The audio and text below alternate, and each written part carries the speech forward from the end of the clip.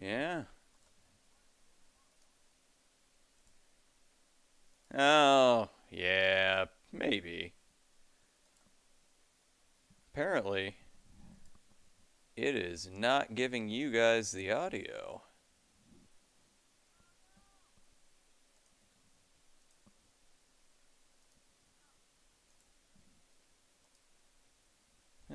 Funny. Yeah, they can hear you guys now. Can they? Yeah. Are we All sure? right. Should we try that again? So our producer, Josh Lassen, and we are live here on the Ghostfire Media Podcast on Friday night. And I am not playing in a bar tonight. I'm actually here with you guys, Josh Lassen and Nick Adams. I'll try it again. Nick, how are you? I'm good, my friend. It's been a long week, but Friday is here, and we have so much to go over with so many of the leagues coming down to their last few races before the season ends, and everybody takes their long, overdue, and awaited vacations.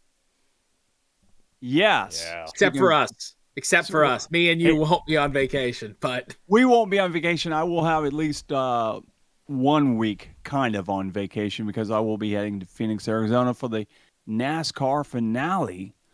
And where Kyle Larson takes his rightful crown at the top of the NASCAR leaderboards. Yes. Calling it now. I said it back in Daytona. I'm going to continue to say it. Kyle Larson in a Hendrick Motorsports machine is going to be dominant until he's no longer inside that machine.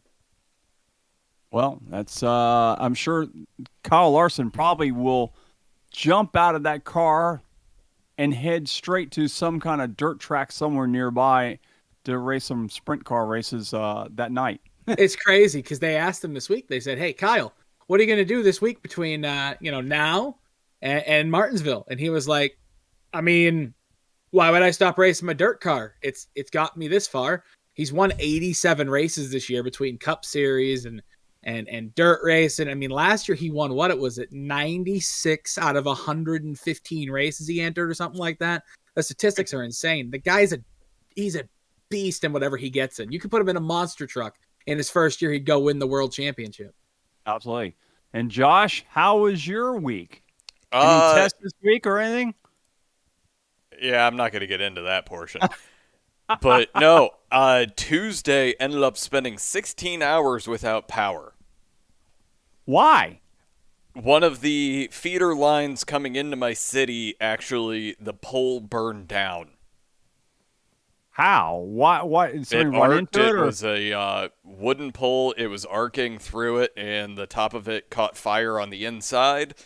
So it took out power to well over half of the city. That's why you have a solar backup on top of your house and these things called generators. You know, I have a generator, yes. Okay. That wasn't So a you had problem power. for me. Well, I had power for my fridge and freezer. Other than that, I just sat out in my driveway drinking bourbon in pure silence. It was amazing. Well, then what was so bad about 16 hours of bourbon in silence? I mean, It how wasn't the hell is that 16 not... hours of that. It was only about an hour and a half. I would have made it all 16 hours. Hey, boss, sorry, I have no power. I'm going to be on the front porch. It was from about 4 p.m. until, 3:30-ish until 7:30 the next morning. I would have been sitting out front all night with a little torch, me and my bottle of bourbon, which would then have turned into the second bottle of bourbon, which would then have turned into me passing out on the porch. But still, it would have been outside all night. Would have had a little, parking lot party. Invite the whole neighborhood. You got nothing else to do. Nah, my neighborhood was quiet, and it was great, because it's not normally. No, yeah, loud neighbors. Loud neighbors, or what? Why is it No, so I'm just loud? in the middle of a city, only about a block away from a very busy road, and yeah. So nobody was even on the roads. They were just staying was home. Creepy driving through my neighborhood, to where Just couldn't no see street lights, no life yeah. whatsoever, and we're sitting on, it's maybe 50 foot on the road, so houses are relatively packed, so it's just weird. Wow. Justin, the answer to your question is yes. That's a normal Tuesday night post-IVRL broadcast, and if we're at a short track where it's going to take 4 hours, it starts during the broadcast. I asked Steve Letarte to bring the bourbon up to the studio for us, and he does every week. Yeah, definitely. Yeah, those road courses, whew, God. That's when you have a 6-pack of beer sitting next to you, and you're just, hey, eventually, if I get drunk enough, the things I say will make sense. And we'll talk about some road racing last night. Josh was the recipient of a victory last night. So congratulations. Yeah, well, thanks. We'll How many get to people that raced? one. There were 12? two people. No, two people raced him. Just him and Carl. No, just kidding. Hey, we were 1 and 2, so you know what? We'll take it. I mean, Yeah, it wouldn't surprise me, but I'm going to be quiet. Yeah. All right. So we've got our typical lineup. We've got the guys from Fuel. We got a guest tonight. Casey Shue is in the house to talk with us tonight. We're going to talk about the IVRL.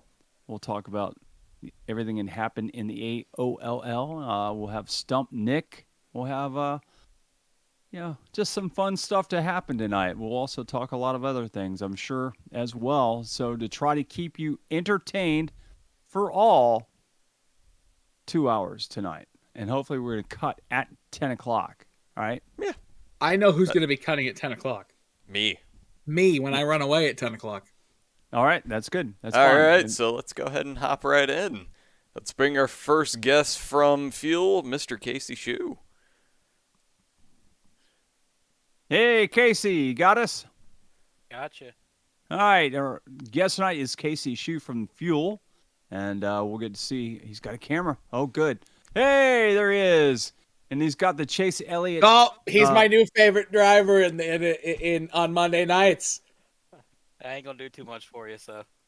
It's okay. When I race out there, I don't do too much either. Normally 27, 5 laps down with a broken car and an angry teammate. But It's all right. I'm spun around looking the wrong way at Martinsville. And Nick, that's just not Monday nights. Hey. At least on Thursdays when I raced, I had a legitimate shot to win each time I was on the track. I just might not be able to put it together. Well, everybody's good under caution. I now officially owe everybody out there listening to the podcast a beer because my phone was not on mute. Ooh, that's a good thing you said that. My temporary sponsor for the week. Oh, now I have to buy you a Miller Lite when I see you because I owe you a beer.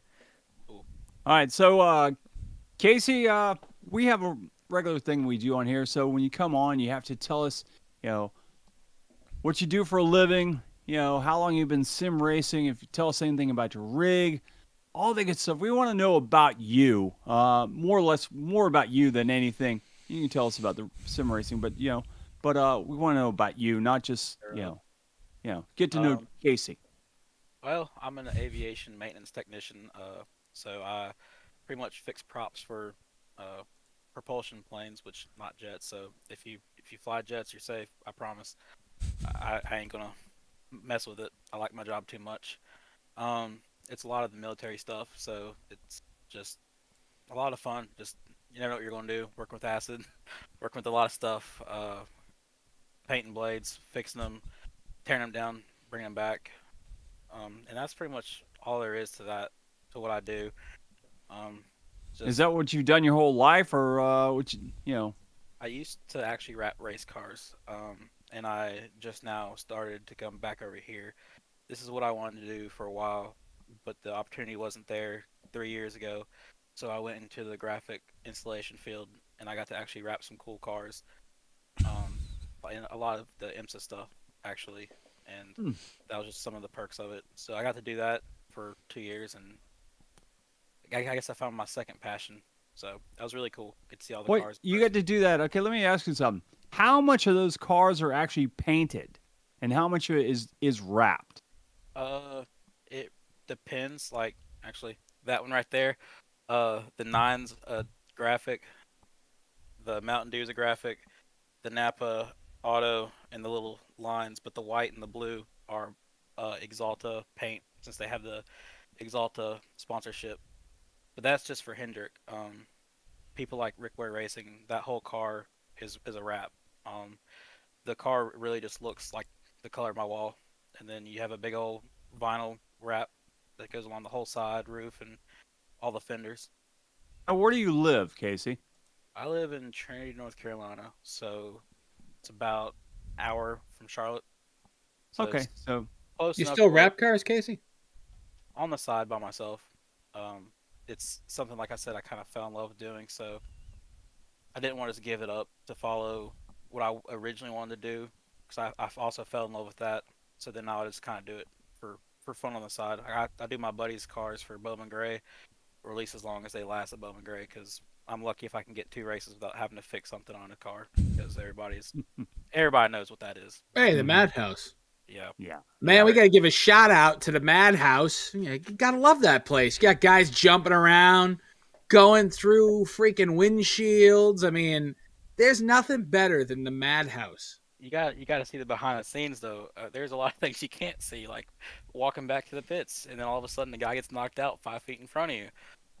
I heard Hey, there was a guy that had a knife pulled on him at Bowman Gray because on the first lap he brake checked a guy and knocked the radiator out of his car. Which time?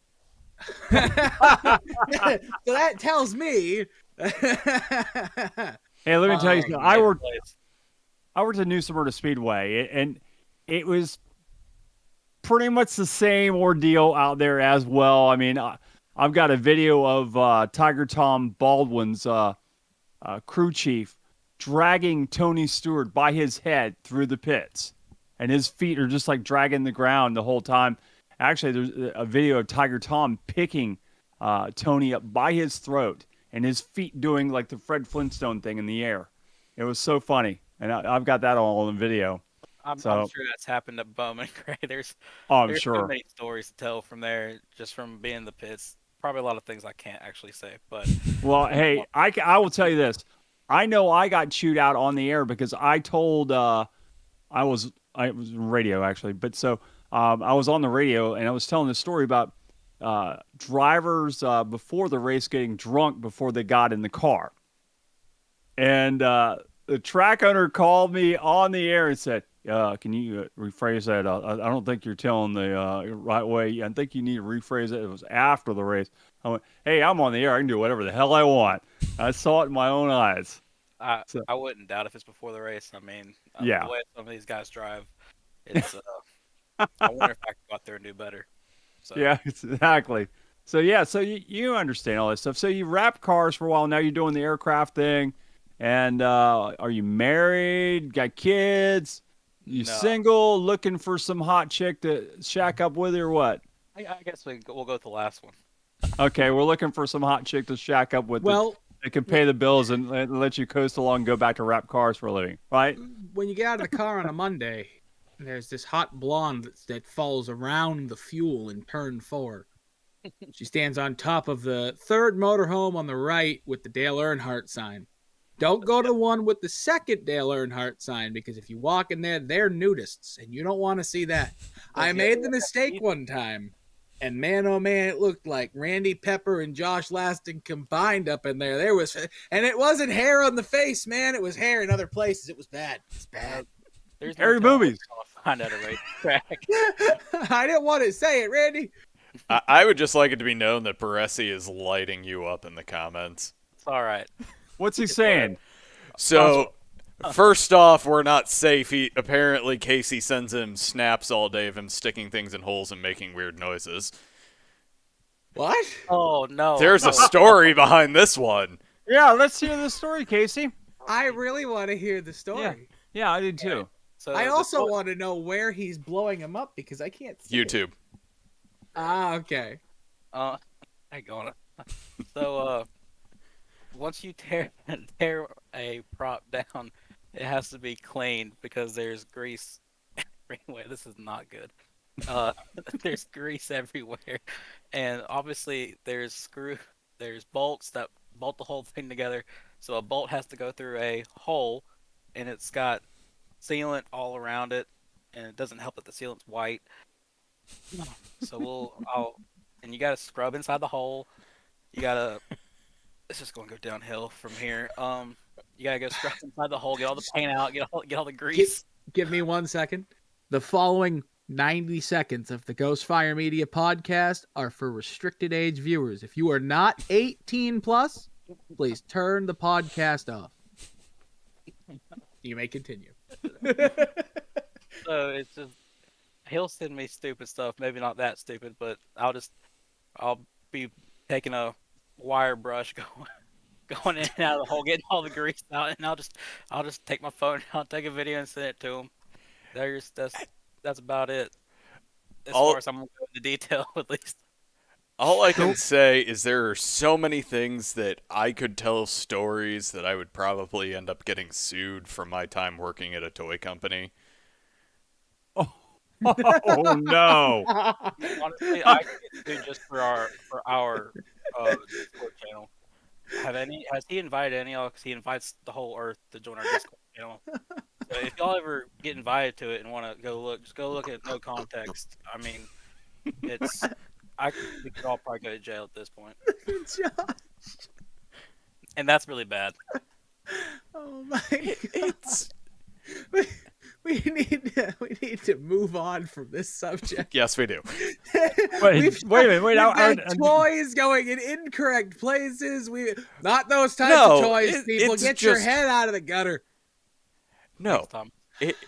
it is one of those things that when you're maybe most of your workforce is between the ages of like 22 and 30, the maturity level isn't really there, so there are some interesting like The, photos. the next 30 ever minutes take- of the Ghostfire Media podcast are brought to you by Adam and Eve and Duramex. Hey, I will tell you this.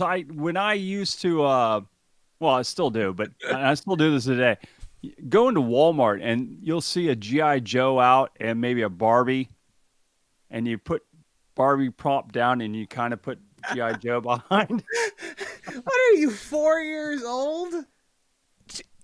No one ever said we were mature. How You is must it wanna that go I to feel like Walmart. I'm the most mature in this room all of a sudden? Probably. Yeah, there's a chance. Yeah, there's a good chance of that. Yeah, God. yeah. So I still do that Actually, type of stuff. Actually, I have some stories, but they're probably not the We'll, correct we'll rating. skip over I'm in the your I'm in trash the man trash business. stories. Yeah, I'm in the trash business. Yeah, exactly. So you can only imagine some of the things that people stick things in that get thrown in the trash. I can imagine. Yeah, I can imagine too. I I have know some some of the pictures stuff on my I've phone. thrown out. I have some pictures on my phone of some very specific blown up things sitting in the back of a dumpster. I can believe it. We had one driver. I'm only going to tell one story. So we had one driver. He went to this Adam and Eve because they requested a dumpster. And for some reason, the Adam and Eve decided to throw out the blow up doll fully blown out. Now, I don't know what he was thinking. I think he wanted to get fired. He luckily didn't. But he took the blow up doll and he put it on the front of the trash on the front of the trash truck, and he drove around all day with our very, very easily seen trash truck that everybody knows our company when you see the colors, and he's just driving around with two Jen and big, Jameson on the front hood. with two big honkers just driving around the city of Boston. It's like, oh my god. And Wow. he was doing the schools that morning too after he did that. So he brought that to the schools. That was interesting. It was an interesting phone call from the customer. It makes mine Wow. not too bad. Yeah, exactly. It doesn't make you. It makes your story nothing. Just going. With, Yeah. Yeah, Cheers yeah, is Wow, just Bruce. being generally immature because that's what you should be in that situation. yeah, exactly. At least you were Trash going. Hey, drivers look are just, here! Look, a glory hole. people who work for trash companies are just generally raunchy. All right, so Casey, tell us some more about yourself. I know we've kind of gone off on a tangent there. That's just kind of what we do. We just kind of go off in other directions, and you just come along with us. So just tell us some more about yourself. You're looking for that hot-looking MILF that will, make your life a lot easier in life, so you can just stay home and wrap cars. Couldn't complain. I'll put it that way. Listen, my daughter's ears are very small. She doesn't need to hear this. You're using headphones. I don't think she can. Yeah, exactly. On that one. So, Tell us more about Casey, your racing experience, all that good stuff. Well, real life, I have zero. Um, I've been stuck with Tyler and Thomas for I don't know how many years now. I guess I'm just molded together with all of them and being teammates. I guess at this point, at least since NASCAR Inside Line. That's I don't know how many years ago that was, but used Was to that actually an Xbox thing or something like that, or it was PlayStation. I actually used to be PlayStation? good Yeah. back then. Now I just put around in last place. Um, You the guys, don't putter around in last place. I am on the track. I'm in last. Yeah, Carl Henderson was pretty far back the other night. It's something I'm very proud of. How awful I am. I Takes can talent. I You- can be worse sometimes. I was going to say, you could sit there and say that you're running around in last, but when it comes down to points, you're in 15th. Hey, look at Martinsville. I got 14th. I was happy. I was like, you know what? I'm just going to work my way slowly.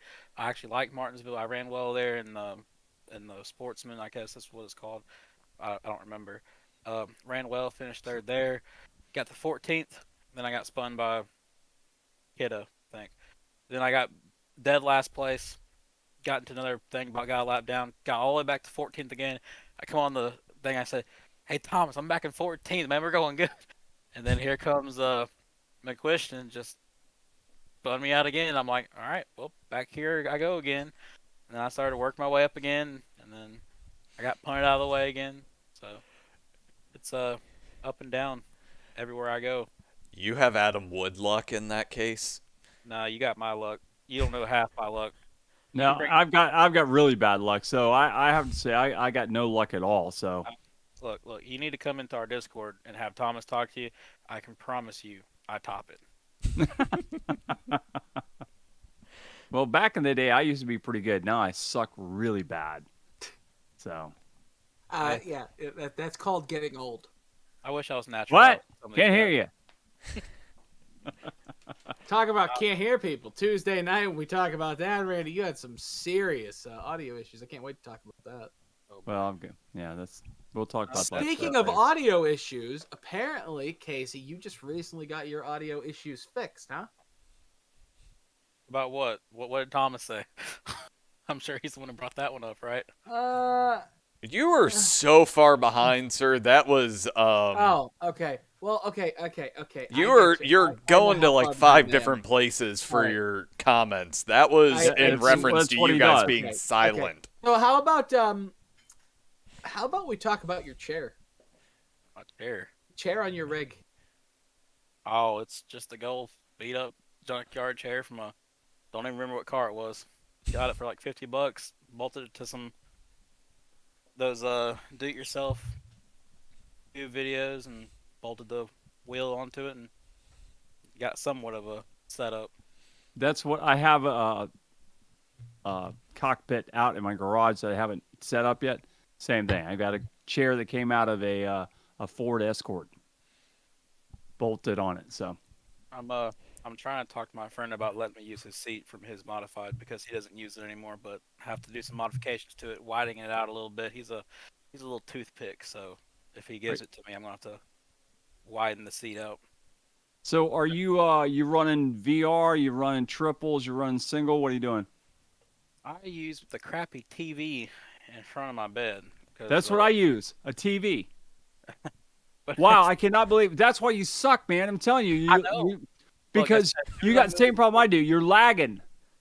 As soon as I have my ultra wide curve, when I move out of the house, I will be winning everything. Not really, but I will be finishing 14th instead of 17th. That's what I'm hoping. I'm hoping the same thing. Once I get the VR reverb stuff working, I will be somewhere in the top 15 instead of the top 18. Randy, it would require you to race. Well, I haven't been racing lately because I've had too much other crap. You're being going a on in my rock life. star and making it to where you could name drop too many people. Hey, it don't Hey, matter being if a you rock don't, star. it's not name dropping if you actually know these people, right? Do they know you? Yeah, I mean, he does know Pat Patterson. I know more mean, than Pat it- Patterson. If you could ask them and they could say, yeah, I know him, and say his name, I'd say it's valid. Most people, the thing is, a lot of them they won't know my name, but all you have to do is go, the guy with the two-tone hair. Oh, yeah, I know him. And that's it. That's how a lot of these guys know me, by the two-tone hair. Some do know my name, but I mean, a lot of them do. But there's a lot of them, they're like, two-tone guy? Yeah, I know him. It's unique. Yeah, unique. My trademark. So, yeah, so so I would say it's valid. So, anyways. So, Casey, I mean, how long you've been doing this for a while? You told us you've been racing since way back in the PlayStation stuff. Who is like your nemesis on the track? Is anybody that you don't really care to get along with on the track, or someone you look in your rearview mirror or in front of you and you say, there's that dickhead. Which one? It's okay if you say the 31. No, I don't really see you, so. What? Oh, that's Carl. that's Carl. Carl, who's not here to defend himself, so you can talk shit about him all you want. Well, I'm the 30, the very non-existent half-time not racing 30. Yeah, see, he's like me. I don't think I've ever seen a 30 on the track this year. Yes, you have. I finished second at Daytona. Talladega. I was Whatever it gone. was. I see it. left, so I never saw you. This year, it was getting ready to be the 22 Wineland after Pocono, but we talked that out right after that and kind of agreed to disagree on things. 'Cause there was some net code in there on both of our ends because it was funny because I got a message from Kyle. He said, "You wanna come into the hauler and talk to Eric?" I was like, "No, not really. He just chased me down the track and nut me." He's like, he wants to talk to you. He doesn't want this to go further. I was like, man, I wasn't really going to do anything because every time I retaliate, I get suspended for a week. So I wasn't going to do anything. Then he insisted I came up there and talked. We just kind of agreed that we think we're both wrong and then left it at that. But there's not really anybody that I just disgustingly hate to be around, I guess. It's just each race has its own person. I know Red Bull Ring, Will got on my last nerve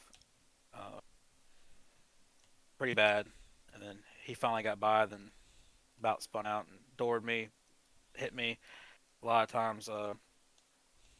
Me and Norm used to run into each other back in the day. I actually got suspended because of him at Richmond.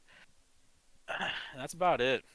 I mean, I hate racing around Thomas Why don't you like running around Thomas? because we both race a little bit harder on the rare occasion that we race around each other.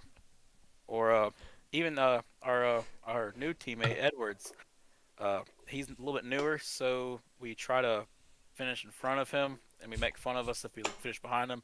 I remember at Kansas lap 2, he just dove underneath me and passed me like fair and square. First time he's passed me all season, and I was like, well, this is gonna be a crap race.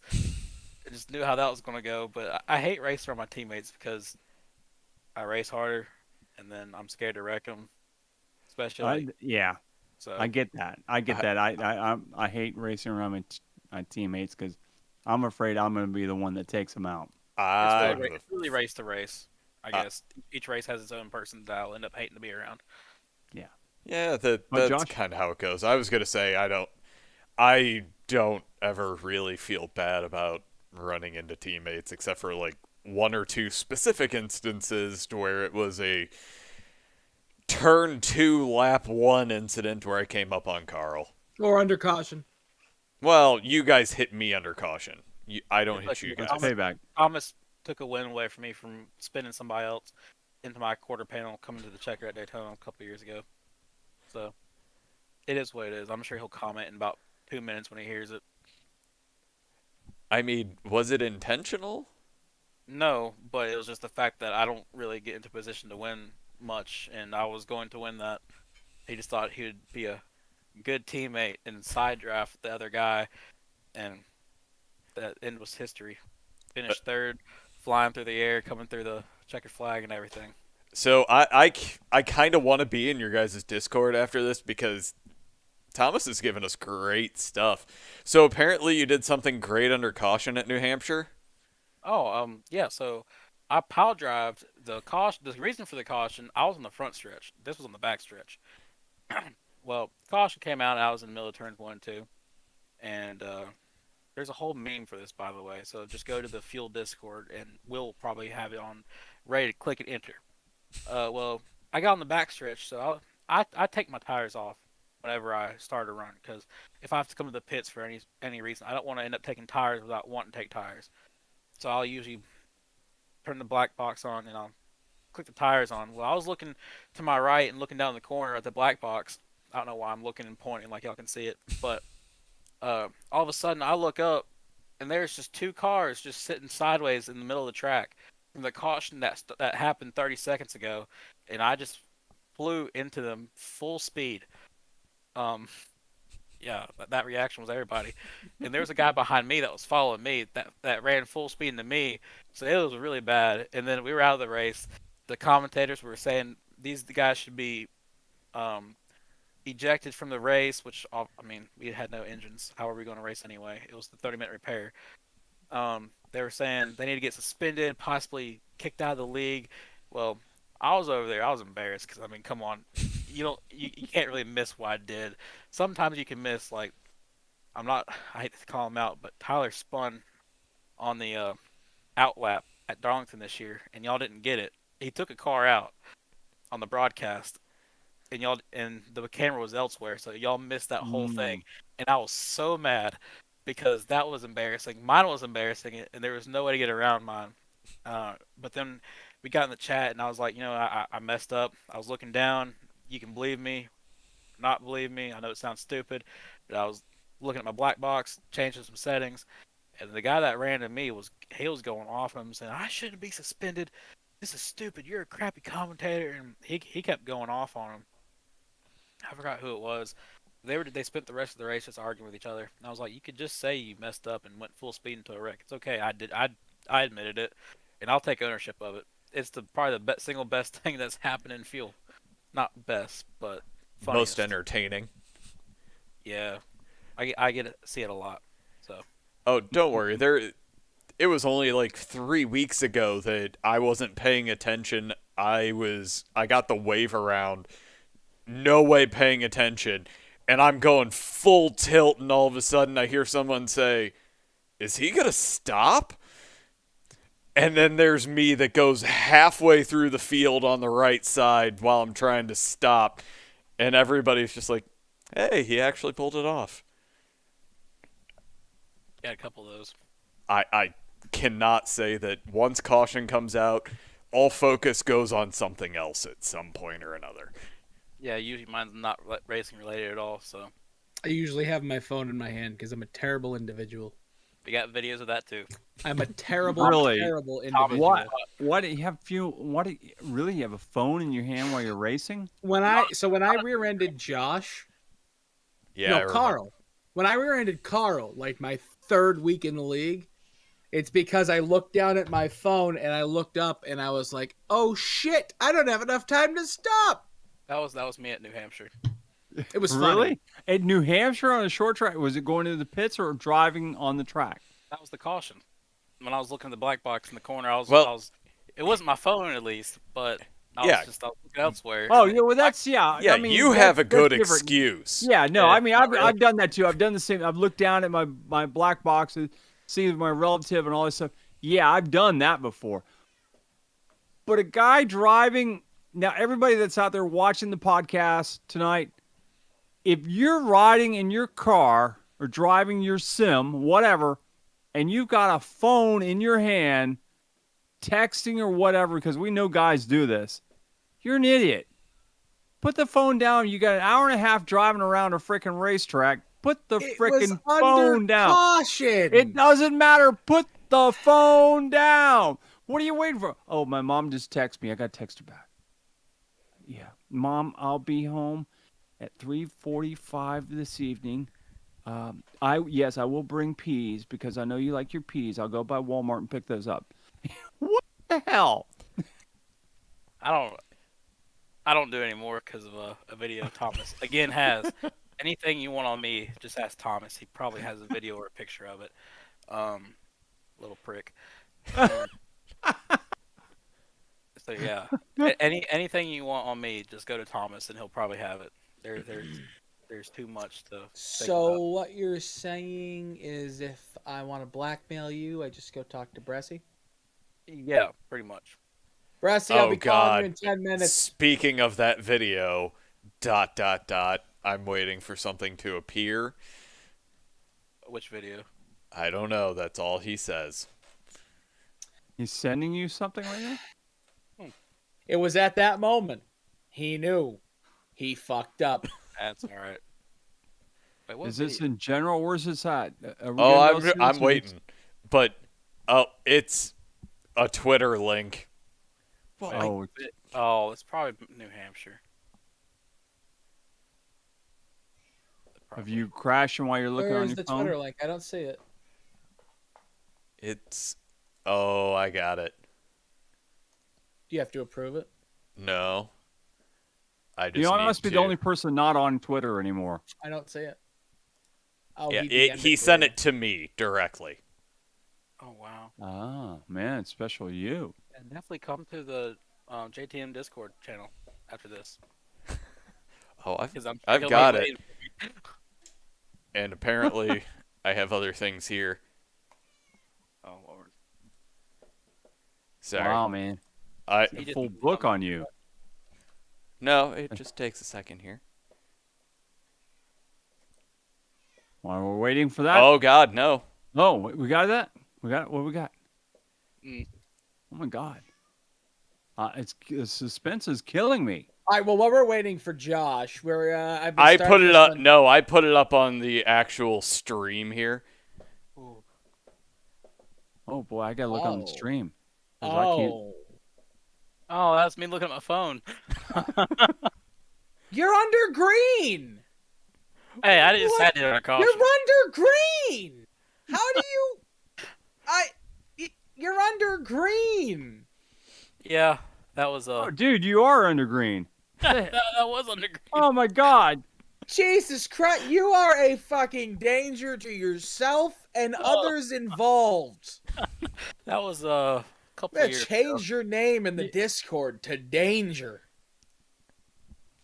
ago. Oh, Don't you realize Josh, driving a click race on that car at video like and 100 turn the and audio on, because apparently the audio makes the video. Yeah. all right. I admit to it. did you turn the audio on? Is that what you're doing? Hold on. Yeah, Apparently, everybody shush. That poor bastard. Because yeah. So this is what happens when Schubert doesn't know how to fucking we're so drive. far 'Cause in he's length stupid, behind. just off the corner, and nope, we're gonna fucking just So I have to clobber wait- the we have to wait shit till you out of get that the poor audio, bastard. because we're Because behind yeah. just all right. We'll That's what stop. happens when Schubert doesn't know how to fucking drive. That dumb bastard. Oh my God. I now have a new idea for a brand new segment with Ghostfire Media. We're going to talk about this later off the air. Oh boy. Oh my God. Casey, you're going to be a permanent fucking guest. That's fine. That's fine. Oh my God. So we've done the Blake and Justin comedy hour. I think we just need to bring you and Bressy on to just let just you that'd be guys golden. control the show. I mean, no, we would really control the show. Y'all wouldn't even have a show, to be honest. It'd We'll be too we'll hard. just I step don't back know. and go into the shadows, and then me and Randy Pepper will just make it raunchy when it needs to be, because that's what we do. Have you ever listened to us on Tuesdays? Even Really? if you haven't, just say yes. I created the whole raunchy thing. Everybody just followed my lead. So if you haven't watched on Tuesdays, Casey, just say you have, okay? I haven't, or I have. God damn it, he fucked it up. Hey, You know should what? really just You tell- had one job. I have one job every Monday, and I mess it up every single Monday too, so it don't matter. You should really just tell Thomas to stop being a wuss and just come in here. I mean, I know he's sitting at his computer doing absolutely nothing but looking at the YouTube, so I know exactly what he's doing right now. Adam, No, we'll bring. Hey, Adam, we'll bring him there is in one no time. need, Adam Wood, for comments degrading your co-host, okay? What did Adam say? God. talking about that time that I downshifted while restarting and destroyed the entire fucking field. All right. Boy, We've that one happens all too much. yeah, everybody's done that. Yeah, everybody has done that. Okay, so how about the time I haven't. how about the Believe it or time not, I I was haven't done that exiting the one. pits, right? Fuel Sportsman in the spring or the summer, whatever it was. I did my first race with them in the Sportsman series. That was And you? I jump in my car and we're going out. We did qualifying. We're about to start the race, and I come up onto the apron, off the apron onto the track, and I shift from second to first instead of second to third, and I spin out on the exit of the pits. You should That was really- my first thing with Fuel, and I was like, man, they're really going to promote me to the Premier Series. And albeit I'm here. You should review that, Thomas, what I said about that. You know, What did one you of the say things about that I'm not that? going to say it, but just ask Thomas. He'll tell you some other time. You know what honestly Oh, happened? it's Is that not working. So my gear shift has been messed up for a long time, and I think it was more broken that night than it is now because I fixed it. Every time I mess up, my stuff is great. Right? Hey, every time I mess up, something is broken. But yeah, if you want a 2-hour show where you ain't got to do absolutely nothing but listen, just, I don't do Me and anything Brett. now. yeah, but you wouldn't have to even say a word. Me and Bressy would just take the show over, and we'd probably go till about 12 o'clock at night. We've done that more than times than we should probably. That's pretty cool. All right, but we do have somewhat of a time frame here. Yeah, we do. We're a And by the little way, bit I over. have to tell you one thing that you actually did unintentionally. I can't even speak tonight. That we usually ask like an embarrassing moment, but you took care of that. You already did it. You wrecked. That Yeah, I mean, how much more embarrassing is that? I mean, the broadcasters called you a freaking idiot. I mean, Hold on. So I have made this better. oh, you have? What's that? So, I have put up the GIF of the New Hampshire incident. Does it have the music with it? No, it's just a GIF, Oh, unfortunately. Because we made a whole sound bit, or Shane did, with "My Heart Will Go On" from Titanic, and it makes the whole thing just beautiful. I'm sorry, this incident is... When you wrecked everybody. Holy crap. Oh my god, it wasn't just the two. No, he wrecked a whole Oh my crap full of God. people. Wait, what's that one? Oh, I'm not even, I got When one. they're sitting on the middle of the track and you just ram into the back of them. And just Yeah, wreck- yeah. Yeah, that's brilliant. Absolutely brilliant. Hey, the black box gets you every time. Oh, yeah. Oh, that's I funny. can't say anything. I've done exactly that. It's, oh crap, I have just the slightest bit of damage, so I have to uncheck my fast repair, and then suddenly it's no one calls out that Boom. you're checking up for the pace car, and Yep, done it before. Yep, Yeah, I've done that. That's probably the most embarrassing. But I've had a lot of stupid things, like 24-hour race that we won. Thomas is saying there's a car stopped in the middle of the track, coming back onto the track about 10 seconds before, and I was like, oh, he's gone. I get there, lo and behold, he's just still sitting there staring at me. I'm like, oh, shit. see, but that was probably the dumbest thing I've done, was at New Hampshire. no, I'll ask this question. Are you the one that ended up doing the almost terminal damage in the 24-hour? Or did you not do damage in that situation? We all did do damage in that. We all did damage there. It could have ended worse, but Thomas about got killed by some dude cutting through the course and going backwards. I don't know if that's what you're talking about, or Oh, yeah. Yeah. When we did the 24 hours this past year, I was the only person on the team that did damage. It was 8 minutes, luckily, because I just blew turn one, and well, this is the first year Thomas didn't do damage in the first stint, so we were actually able to finish the whole race and actually win it. So I know he's listening. So this is what happens when you don't do damage in the first stint and you don't spin it and wreck. we ended up in third, and it was probably that 8 minutes worth of repairs that kept us from fighting for the win. We took over the lead after like 3 hours, and that was pretty much the end of it. I do good if I practice, but I never practice anymore, so I suck. Oh, and apparently, and you weren't 3 seconds off the pace. Okay. 3 seconds off the Feels like- pace. Yeah. Okay, but at least I don't spin out every corner like you do. So. Gosh, this is gonna be such an argument after I get out of here. Yeah, we have put him in some. You can, and you know what? At the end of the day, save it for next week, and we're having you two on here to duke it out. Cause Yeah, that'd be fun. Go ahead Because- and schedule that one. Oh, no. Yeah, we should. Actually, we'll work that out. And I won't be here, unfortunately, but it'd be awesome to have it happen. So I got to pack. So apparently, Tyler told him to send half of it. send half of it. What? That's what I'm being told. I don't know. Something. I guess an inside joke that flew over my head. My brain shuts off at 3:30 when I get off of work. I don't blame you. Mine shuts off when the Miller Lite on it. starts flowing. Shuts on at 6. Shuts off at 3:30. Doesn't come back on until 6 the next morning. Mine comes on about 4:30 in the morning while I'm sleeping. Bink. Oh. Pretty much. But, So. All right. yeah, Well, we'll run the thing next week. so yeah, I think that'd probably be a pretty good idea.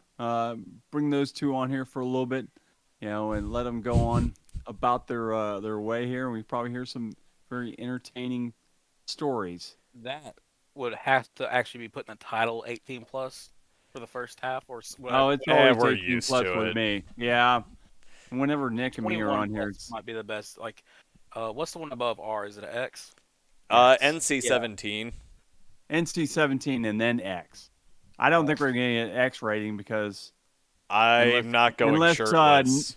well, actually, wait a minute, hold it. Sometimes I have wondered because Josh is like stroking his kitty's tail right like this, and I'm like, what the hell are you stroking there? And He's then here sometimes somewhere. the dog is on. I was going gonna say we almost got to see some balloon knot from Yeah. Nick's side tonight.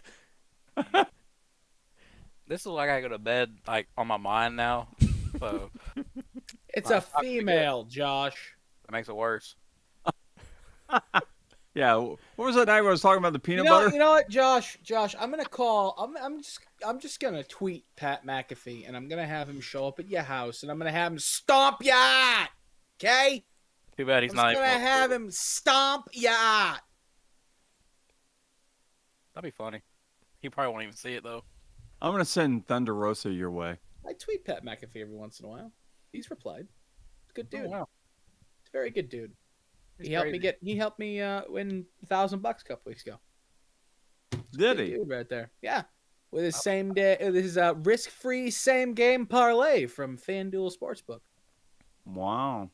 I have to drive down to Connecticut or use a VPN, but we won't talk about which one I do. We all know. Thomas go pick it up. I'm sure. Let Thomas go pick it up. Yeah, tell Thomas to go pick it up.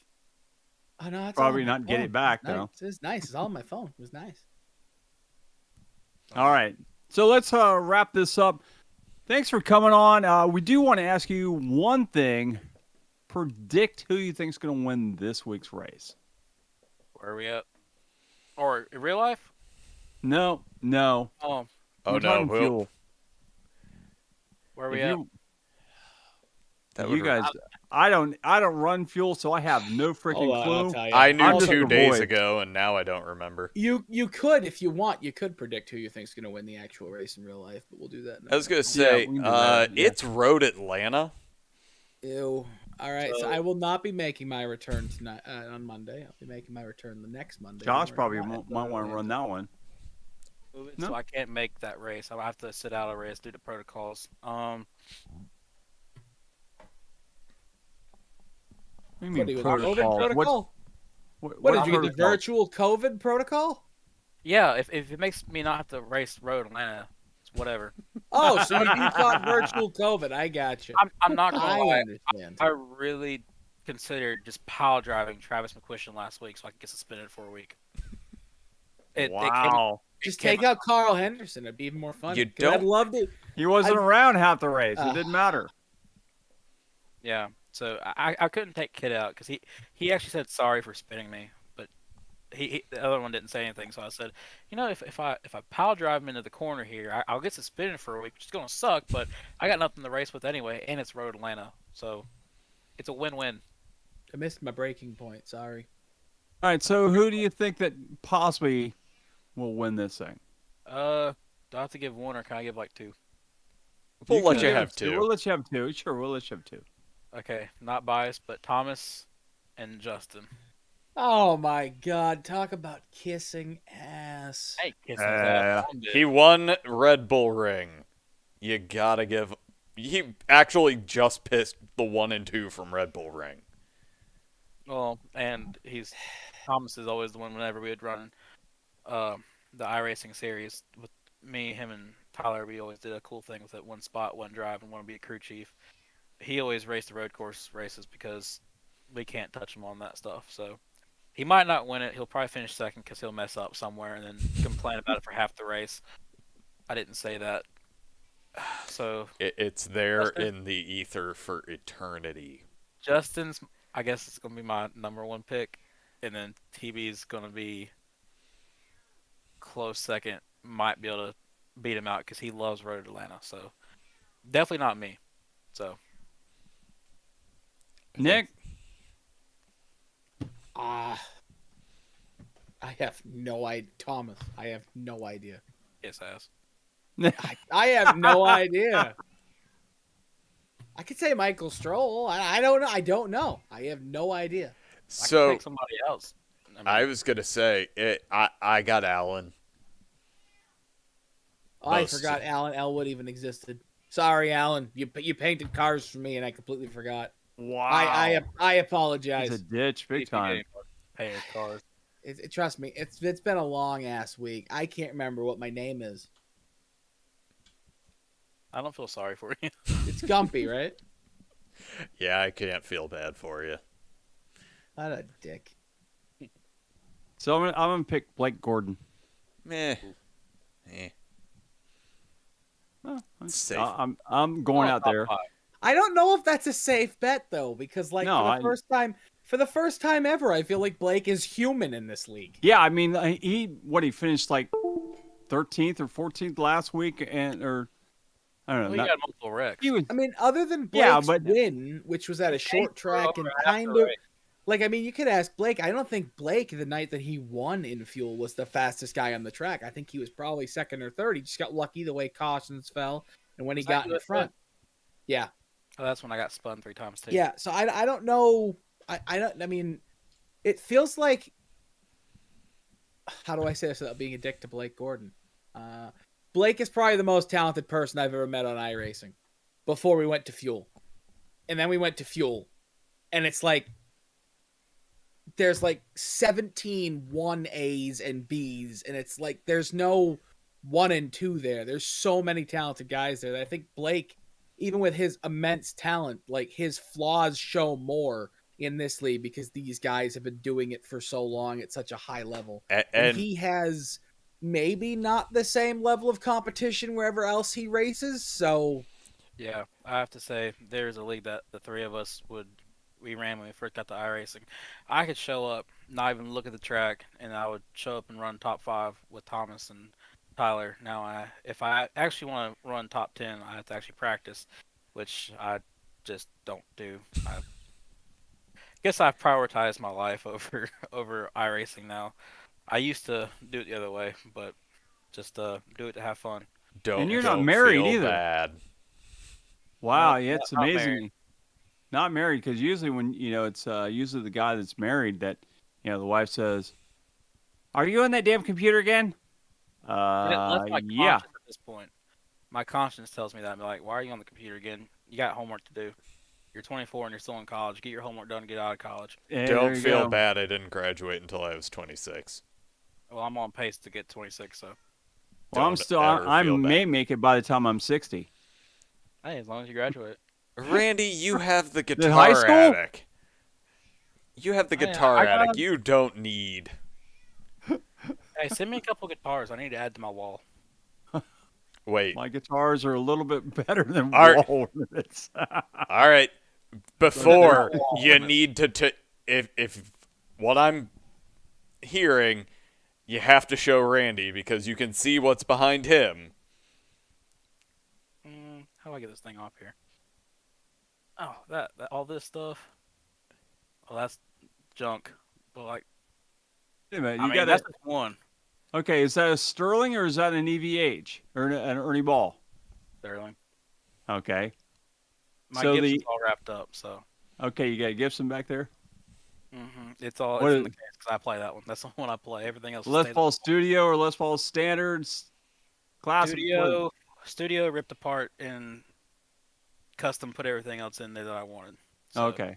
So you got the cheap put- body, but took everything out the I want. 498T and you took the 500 out and I forgot what I put in there to be honest. yeah. So it's been a couple years. I just Do you played. realize that the Gibson Les Paul custom actually uses the same pickups as they put in the studio? Isn't that weird? The top of the line guitar in the line, besides the R8s and R9s, and It's the way everything's wired.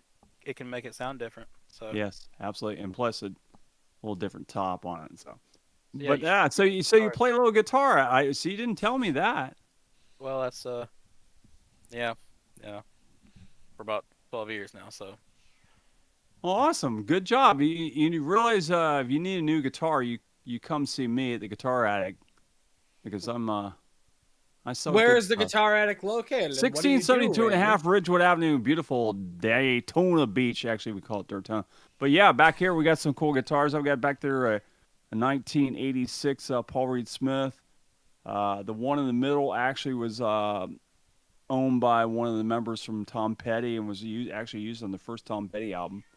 And then there's a Richie Sam Boris Strat back there from actually not Strat but Kramer. So If we you got- hit Methadone Mile, you've gone too far. You turn around at the Crack Rock and drive past the heroin den. Yeah, If I spend exactly. Too much more money on tickets for the 500. I'll stop by. Hey, yeah, I'm right down here. So yeah, a lot of people do come into the shop. Actually, we got Rockville happening at the Daytona International Speedway happening in 2 weeks.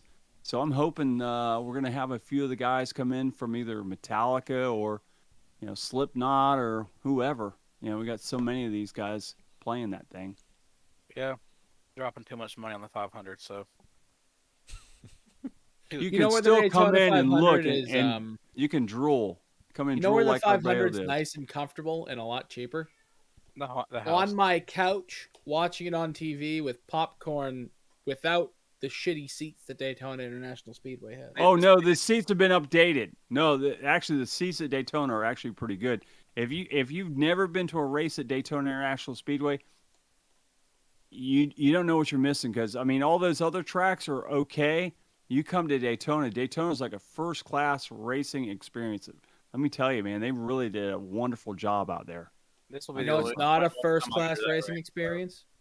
New Hampshire.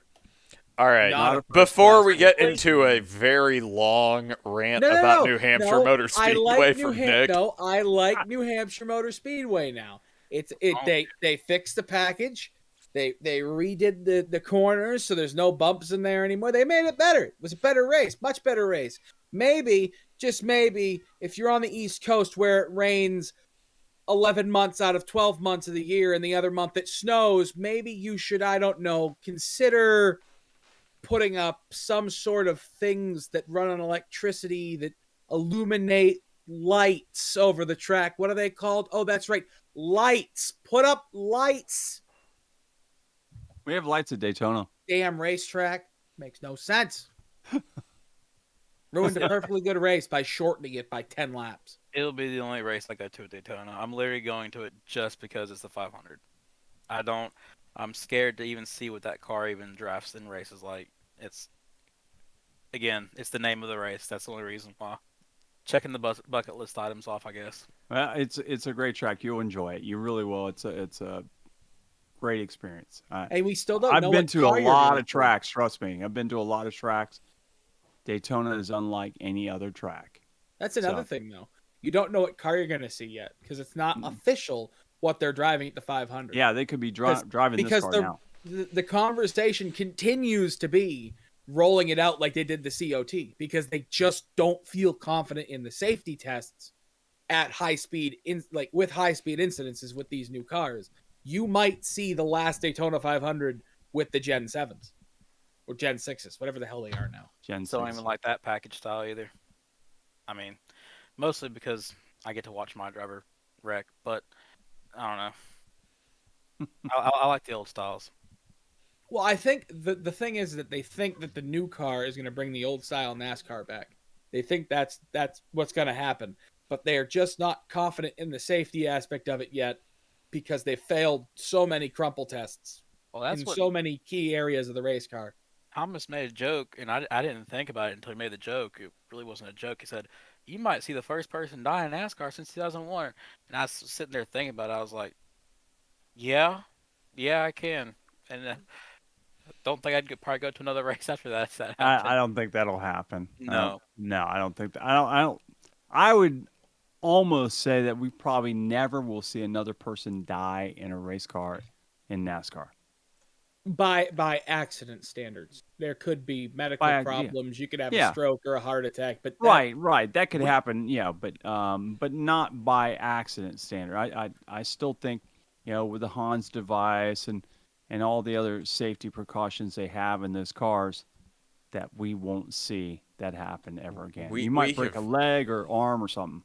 We've covered with me and my tinfoil hat that all of the safety tests have been leaked to get people interested in seeing the next gen.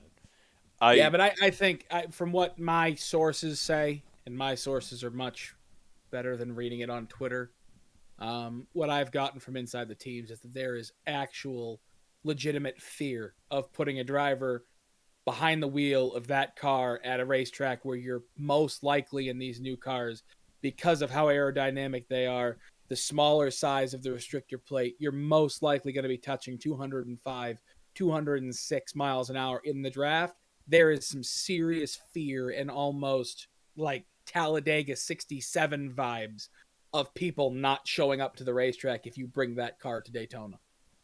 Well, you got to remember one thing too, though.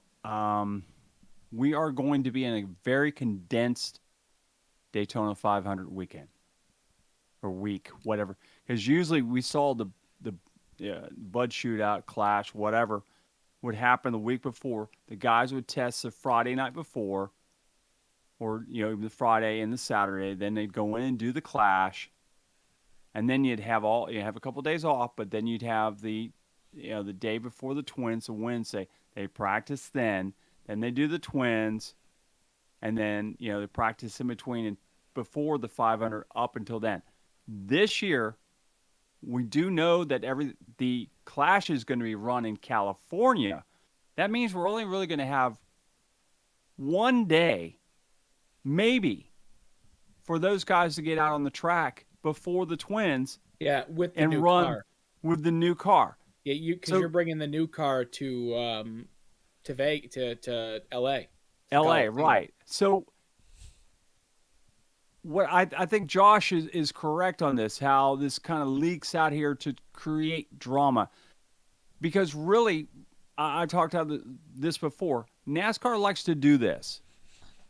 Try to create a story before the actual race to get people involved. Because what other story do we have going into NASCAR this year? That maybe Bubba Wallace might win a Daytona 500? That's pretty much it. There's nothing else in NASCAR for them to talk about. We don't have any big stories coming. No girl drivers. We're not having a girl driver this year. We don't. We're not bringing back a 3. We don't have anything. All we have is a new generation car to create some buzz. I don't know if NASCAR as an entity, I think we've touched on this before, would bring that specifically, that there is fear that somebody could get killed in these cars, to the forefront, when for the last 21 years everything they've done since February 9th, February 8th, whatever it was, of 2001, when we lost Dale Earnhardt, the last million miles of NASCAR have been based upon safety. And I don't think they give up after 20 years and say, hey, we're going to market the possible death of somebody. It doesn't seem like something Steve would do. Casey? What do you do in like UFC? It's a possibility somebody might get knocked out and die. Yeah, but we don't. But that's the NASCAR fan, not like the new NASCAR fans that they want to bring in, or the people who don't watch NASCAR all that much and they want them to watch the 500. I don't know if the normal NASCAR fan like myself would want to sit here, who's been watching this for the last 23 years, and go, man, somebody could die. I really want to watch that. I will tell you, when Ryan Newman flipped over on his side last year and he got hit in the roof, I have not had such a terrible feeling in my stomach since the day we lost Dan Weldon. And I don't want to feel that ever again in a stock car race. I gotta go feed cats. I'll be back in 2 seconds. Casey, what were you going to say there, bud? Honestly, I think they're going to do what's right. I mean, again, everybody might say they don't think about safety, but it's all they really think about it. So if they don't feel comfortable putting the car on track, they're gonna advertise the hell out of it up until the 500. But if they don't feel it's safe, they won't do it. Oh, I agree with it. I don't think they will either. We've seen just how much power those drivers have this year as well. I mean, there is so much power on these drivers that they have shown and they have taken. Like, guys, these older drivers now have reached out and said, listen, you gave Jeff Gordon this power in his career. You gave Dale Earnhardt the power to walk into Bill France's office and talk to him when he was concerned about something. Why do we not have this power? Why do we not have the respect that we deem we have earned by putting our lives in the line? And I think a lot of it was lost by a lot of these drivers aren't like Jeff, aren't like Dale. They aren't like the King. They're not gutsy enough to walk in there. And guys like Denny Hamlin and Kevin Harvick, who I can't stand Kevin Harvick, but he's good for the drivers at least, that they have the guts to step in and say, hey, this is what we want. This is what we're looking at. And why don't you like Kevin Harvick? Because he's a dick. He's a dick and he's a bitch. He's a huge bitch. Hey, if you actually said the same thing about Jeff Gordon when I love Jeff Gordon, but he got out of his car with his helmet on and tried to get in a fight. He's a bitch. If you're going to get in somebody's face after you do something stupid on the racetrack, or you feel you've been wrong, take your helmet off and go up to him like a man. If you get punched in your face, you get punched in your face. You deserve it. Hey, if you rewind the interview with Kyle Larson at Bristol, right after that interview, there's a section of the fans, and you could literally see me flipping off Kevin Harvick in that section. He's just a bitch. Oh God, we came around to this. All right. Any single person who decides to get out of their race car after whatever you deem happened on the racetrack, have a set, step out of your car, don't let your crew get involved, be a man and tell them to just hang back and do their thing. Take your helmet off and put your, I know your wife wears the fire suit in your family, but that doesn't mean she has your balls in her purse when you get out of the race car. Put the helmet on the car, step out of the car, and then go up to Chase Elliott. If he decides he wants to punch you in your face, are you man enough to take that punch and fight back? Or what are you teaching your son? Because like Keelan is watching his dad right there being like, wow, so I can do something. And then if I have this protection of a helmet and this other guy doesn't, what's he going to do? Go walk up to Chase Elliott, start beating the shit out of him with a helmet on? Like, what's he teaching his son? Trust me, he's not teaching him to be a man. Keelan's going to be a lot crazier than Kevin is. But Kevin's not sitting there. He's not showing a good example, which is what Kevin Harvick's all about. Oh, I want to show my son a good example. I want to be the best race car driver of all time. I want to make my family proud. Well, you're not making your fan base proud. You're not making your family proud when you step out of your car and you're like, yeah, I'm going to go up there and be a bitch with my helmet on. His fan base is proud as hell. I can tell you that. His fan base is full of a bunch of idiots. Well, yeah, but so like there's a Harvick fan again. So there's a Harvick fan next to me at Bristol when all happened. At Charlotte 2 weeks ago, there was another Harvick fan right in front of me. I have great luck. When Harvick put Chase in the wall at the Roval, I was like, well, shit. That's every single race I've been to this year, Chase has gotten some kind of wreck. So the guy, probably 17, was like sitting there turning around, like gave me some hand gestures and was waving Chase by as he drove by. And then again, about an hour and a half later, see Kevin Harvick just pile off into turn 1, and the kid just sits down with his hands like this, and I'm just sitting there waving bye to him. can't see that. Yeah, we can't So read it says. So it says Chase is going to wreck me, and it's a little thought bubble of Kevin Harvick as he comes out of the final corner at Charlotte. Oh, I need to go in really hard into turn one because I created this problem.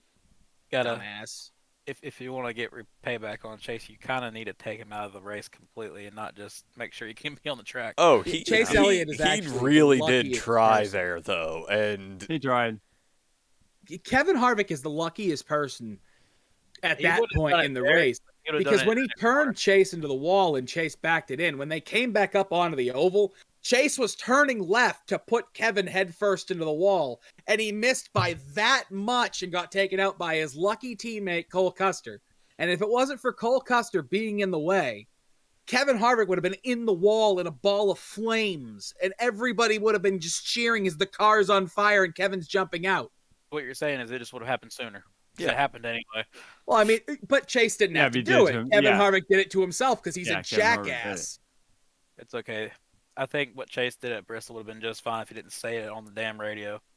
I like that. Listen, I am fully I like on board. If you are going to, if a guy fucks you or tries to end your championship, I'm fully on board. Go Matt Kenseth his ass.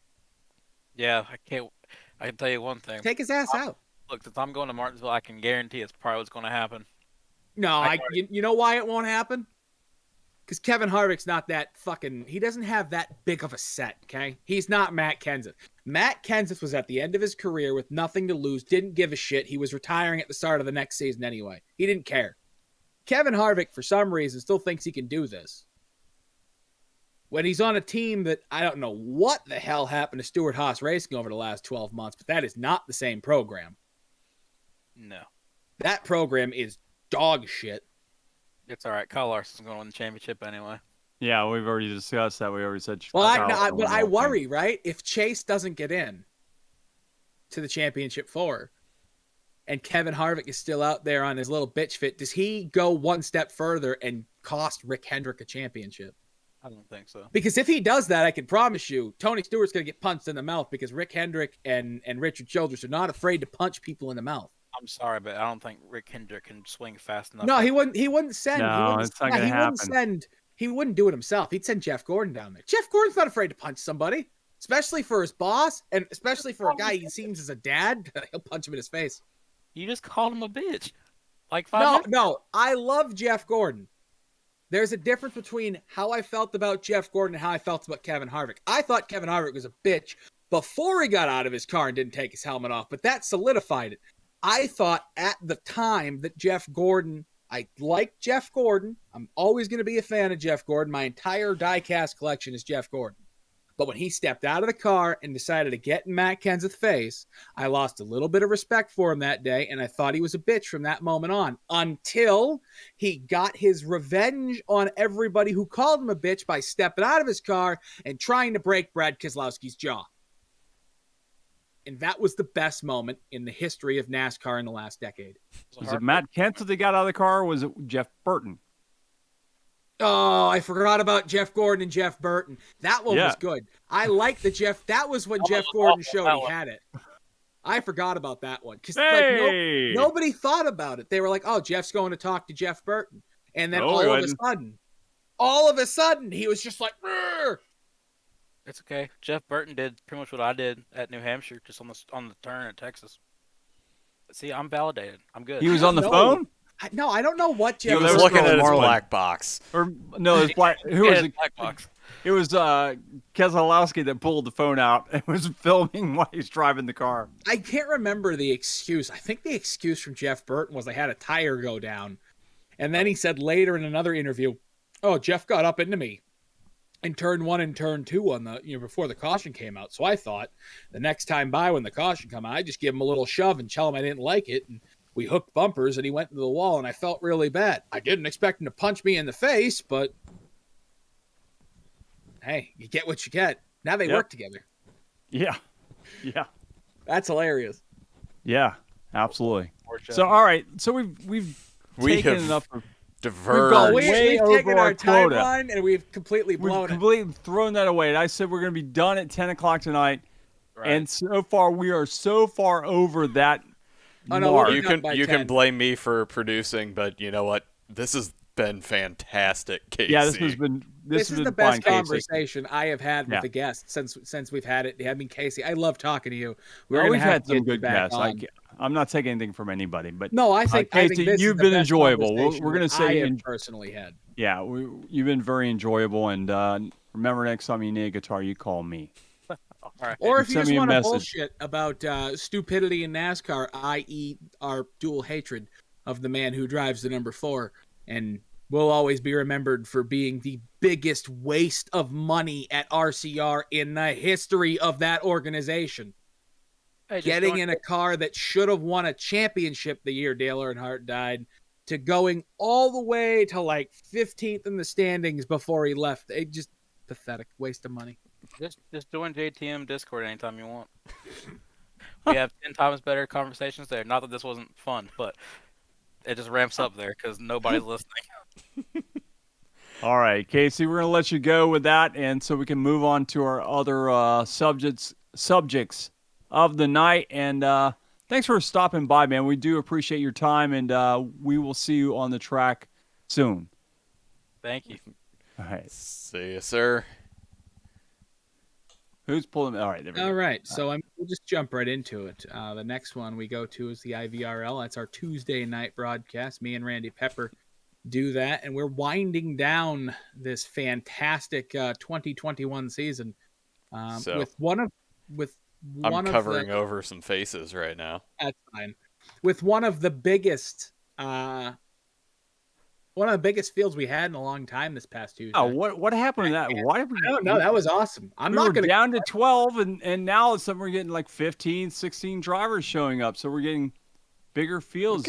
People were Tyler Brown's pop back up. You know, Why is the quality so bad on that, Josh? Because you sent me a crap image. I sent you a 4K image. Let me send it to you differently. he's Oh, going to send you you know what? 5K. Open it. Open the original and then save it, because that's a 4K image I made on Photoshop. That should not look that bad. I mean, I can do that, but It should look way No better than that. JPEG. When I open it, it's way better. I can send you the original PNG version of it too if I need to, but it shouldn't look like that. hey, Nick, I'm looking at it in Photoshop. It is 400 pixels by 189, sir. Yeah, it's because you opened it. No, me. that was me downloading the image. You could sit there and tell me that all you want. It's fine. We don't need to worry about it. We can run through just about everything that's there. Basically, okay. Joseph Causey has locked himself in. Yeah, He got a win. He got a win back at the beautiful, what was that, Texas. He able to win Texas. Yeah. And then Cody McKinney finally gets that monkey off his Actually, back. Dalton Tucker, I think. Oh, won. I'm sorry. Yeah, Dalton Tucker won. Tucker I have to, yeah. I'm sorry. Yeah. Dalton Tucker won. The only reason Causey is because he's got so many damn points. Yeah, 104 playoff points, which makes him pretty much locked. He was pretty much locked in if he started at Texas. Let's be honest. Yeah, and that's what happened. He locked himself in at Texas. And then this week we had Cody McKinney lock himself in with his win. Kind of came out of nowhere. Cody has been pretty consistent all year, but I mean, it all worked out for him in the end when Dalton ran out of sets of tires because we had that last caution late in the race. That last caution is what got Cody McKinney that win, because Dalton Tucker was going to win 2 in a row. Yeah, he was. Yeah, he just didn't work out. But hey, we'd been talking about how good Cody actually had been. At least the last 10 races or so, he had got better and better and better, and we were just kind of waiting for something to happen. And, you know, it happened at the right time for him. I mean, now he's going to go to the Final Four. Mm-hmm. And now we just have to wait and see. We got 2. We know for a fact. So I would almost say at Martinsville, if Patrick Gaspar can finish stage 1, if he gets himself through stage 1, gets 1 or 2 playoff points, I'd almost say he's pretty much guaranteed in, because the other 5 drivers below him would have to have a absolutely amazing Martinsville race to be able to take him out of it.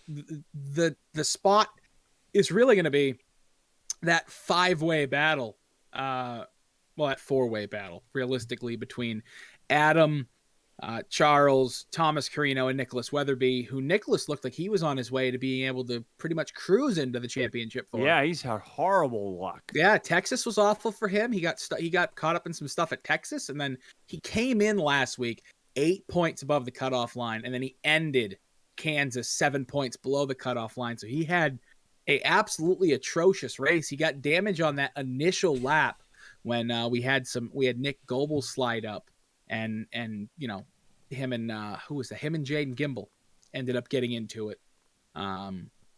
With that, you know, it just kept on going for him. The night kept going a little bit worse. So Nicholas ended up getting more damage from another wreck that involved Charles Urich, I believe. No, it was not Charles Urich. It was Charles. Charles. Yeah, did I think get it was fun. Charles. Yeah, Yep, Charles. in front of the whole field in the back there. Yeah. That's why Charles is actually tied with Adam right now. I misspoke on the broadcast on Tuesday. Adam would not win the tiebreaker because of his win. Charles would win the tiebreaker because of his 7 playoff points. So the playoff points, if the playoff points were the equalizer, then it would go to wins. But because Charles has one more playoff point than Adam, because of the stage win on Tuesday, which that's going to be a piece that we have to talk about again on Tuesday, is stage wins, because those are going to change everything. Because Charles has 7 playoff points. Adam has 6. If Adam is able to win a stage, and then at the end of the night, these guys tie on points somehow, which it isn't impossible. It's some interesting math to get it there, but it's not impossible. Then it would go to Adam. But if they end up tying on points and Adam doesn't win one of the stages at Martinsville, then Charles will get it because of that extra playoff point. So it's going to be, Tuesday is going to be insane. It's going to be absolutely insane. Yeah, but we're also talking Martinsville, which... Well, it's like, it's going to be crazy Martinsville, but it's going to be Martinsville with the extra emphasis on these points. These guys are going to have to be really careful about how they race in Martinsville, which really doesn't go well very often. I mean, in the spring, we saw it, the initial start of the race. One of the most talented drivers we have in any of our leagues, and Blake Gordon spun his tires, or Patrick Gaspar spun his tires. We still don't know what happened. One of them spun their tires, the other checked up, and then that caused calamity on the front stretch, and it ended up throwing what we might have had at Martinsville as a great first race there into absolute chaos. Well, and that was the big thing, is we had Adam just kind of throw out there what I was alluding towards. He's not going to win a stage at Martinsville unless he pulls off some miraculous strategy. Anything can happen. I mean, we've had had amazing strategy calls this year. If you've watched all of the Tuesday night broadcasts this year, it's been like we've had guys come out of absolutely nowhere to win stages. I mean, we had Charles last week on Tuesday. He won a stage. I didn't even think he was anywhere near being able to win stage 2, and he came out of nowhere and won stage 2. I mean, it was very interesting. And I actually, Adam Wood makes a good point. He says dump and run, and he's making a joke, but I honestly think that we're going to see something like that to get into the playoffs, because, you know, this isn't the round of 16. And there's plenty of opportunities if you're in 11th right now to make it up through the rest of the rounds. This is the race. This is the one that's going to make or break your season. This brings you to Phoenix. And especially if Patrick Gaspar has problems early on and he gets himself a race, probably not to his own degree. He doesn't do it himself because Patrick doesn't make many mistakes at these types of tracks. If Patrick has problems and there's now 2 playoff spots available, the intensity is going to wrap up even more. Yeah. I mean, I think anything can happen this week. It's standard playoffs where, we're going to see some desperation from some drivers because, as you said, and my cat's trying to get his opinion heard, we've got 4 people that are, for lack of a better term, within 3 positions in terms of points. Yeah, I mean, there's 7 points between them. That's stage 1 could erase that. Mm-hmm. If Nicholas Weatherby goes out there and wins stage number 1, all of a sudden he goes from 7 points back to probably 1 point to the good into the championship 4. And then there's all these other scenarios that he has a tiebreaker on every single one of these guys because of how many playoff points he has. So there's so many scenarios on Friday. I've been running them down. I mean, on Tuesday that I've been running down all week. That there's about 37 different outcomes that I could think of myself that could happen, and they're just. It's going to be an unbelievable 275 laps. And that's another thing. It's going to be a 275 lap race. Yeah, that we talked about 275 laps at Martinsville. The first 274 laps for these guys don't matter. You have to be around for lap 275. You have to finish good to get into Phoenix to race for a butt kicker.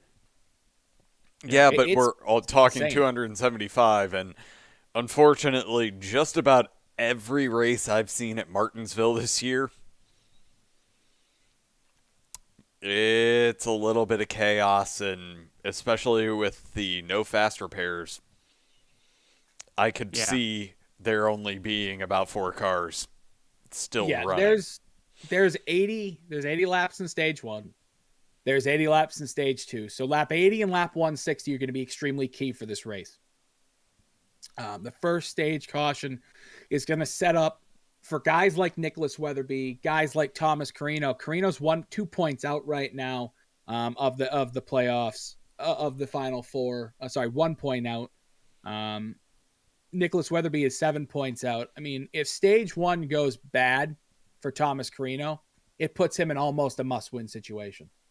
If stage 1 goes good for him, he then needs to sit there and kind of relax, take his time, and try to bide his way to the end of stage 2, get more stage points, and then just try to point his way in. Same thing for Weatherby. I mean, if stage 1 goes bad for Nicholas Weatherby, he is all but in a must-win situation, because if he gets outside of, I would say, 10 points of the playoffs, at this point, with being the last race, you can't make that up. You can make it up in one stage, but you also have to hope for these guys in front of you to finish, at the bottom end of the top 10. It's just going to be massively insane. I mean, what would happen if Patrick Gaspar got knocked out lap 5 or something like that, and he was completely out of the race? I mean, he would only end up. I mean, so we'd have to base this off of say 13 guys show up. That's what I was going to say. Recent attendance. We had 16 guys this last week. I don't think we're going to have 16. So I said 13 because that's been kind of the average. So if Patrick was to finish 13th and get no stage points, he comes in to the night, gets 28 points. So he goes from 4,126 points to, why didn't I do a better number than this? 4,150. 40, no, 20. No. Don't ask me. I suck at math. Yeah, no, you're talking 52 or 54. Yeah, he did 4,154 points.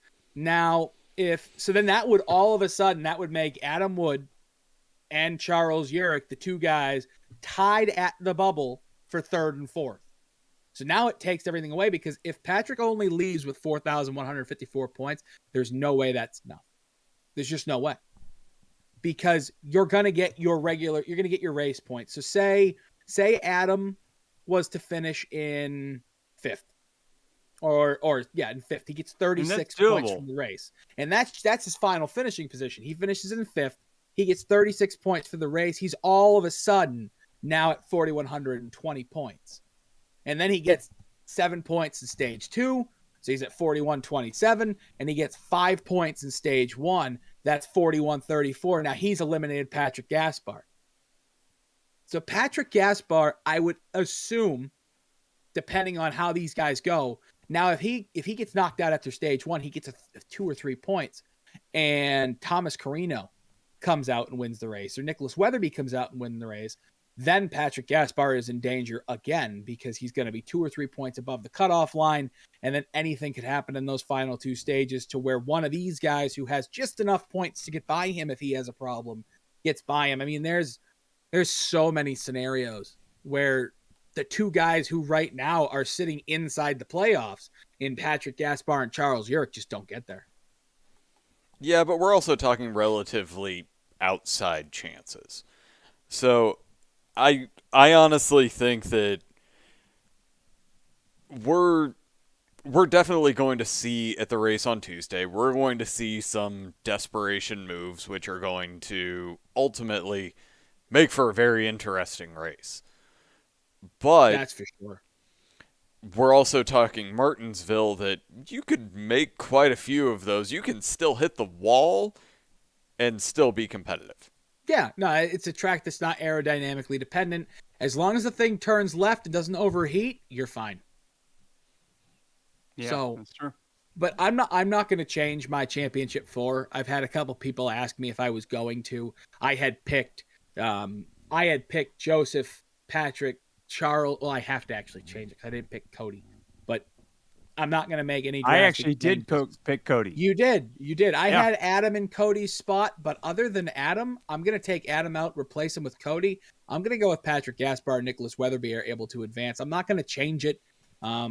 Other than I have to put Cody in there because he is there, and I'm going to take Adam out because I just don't see.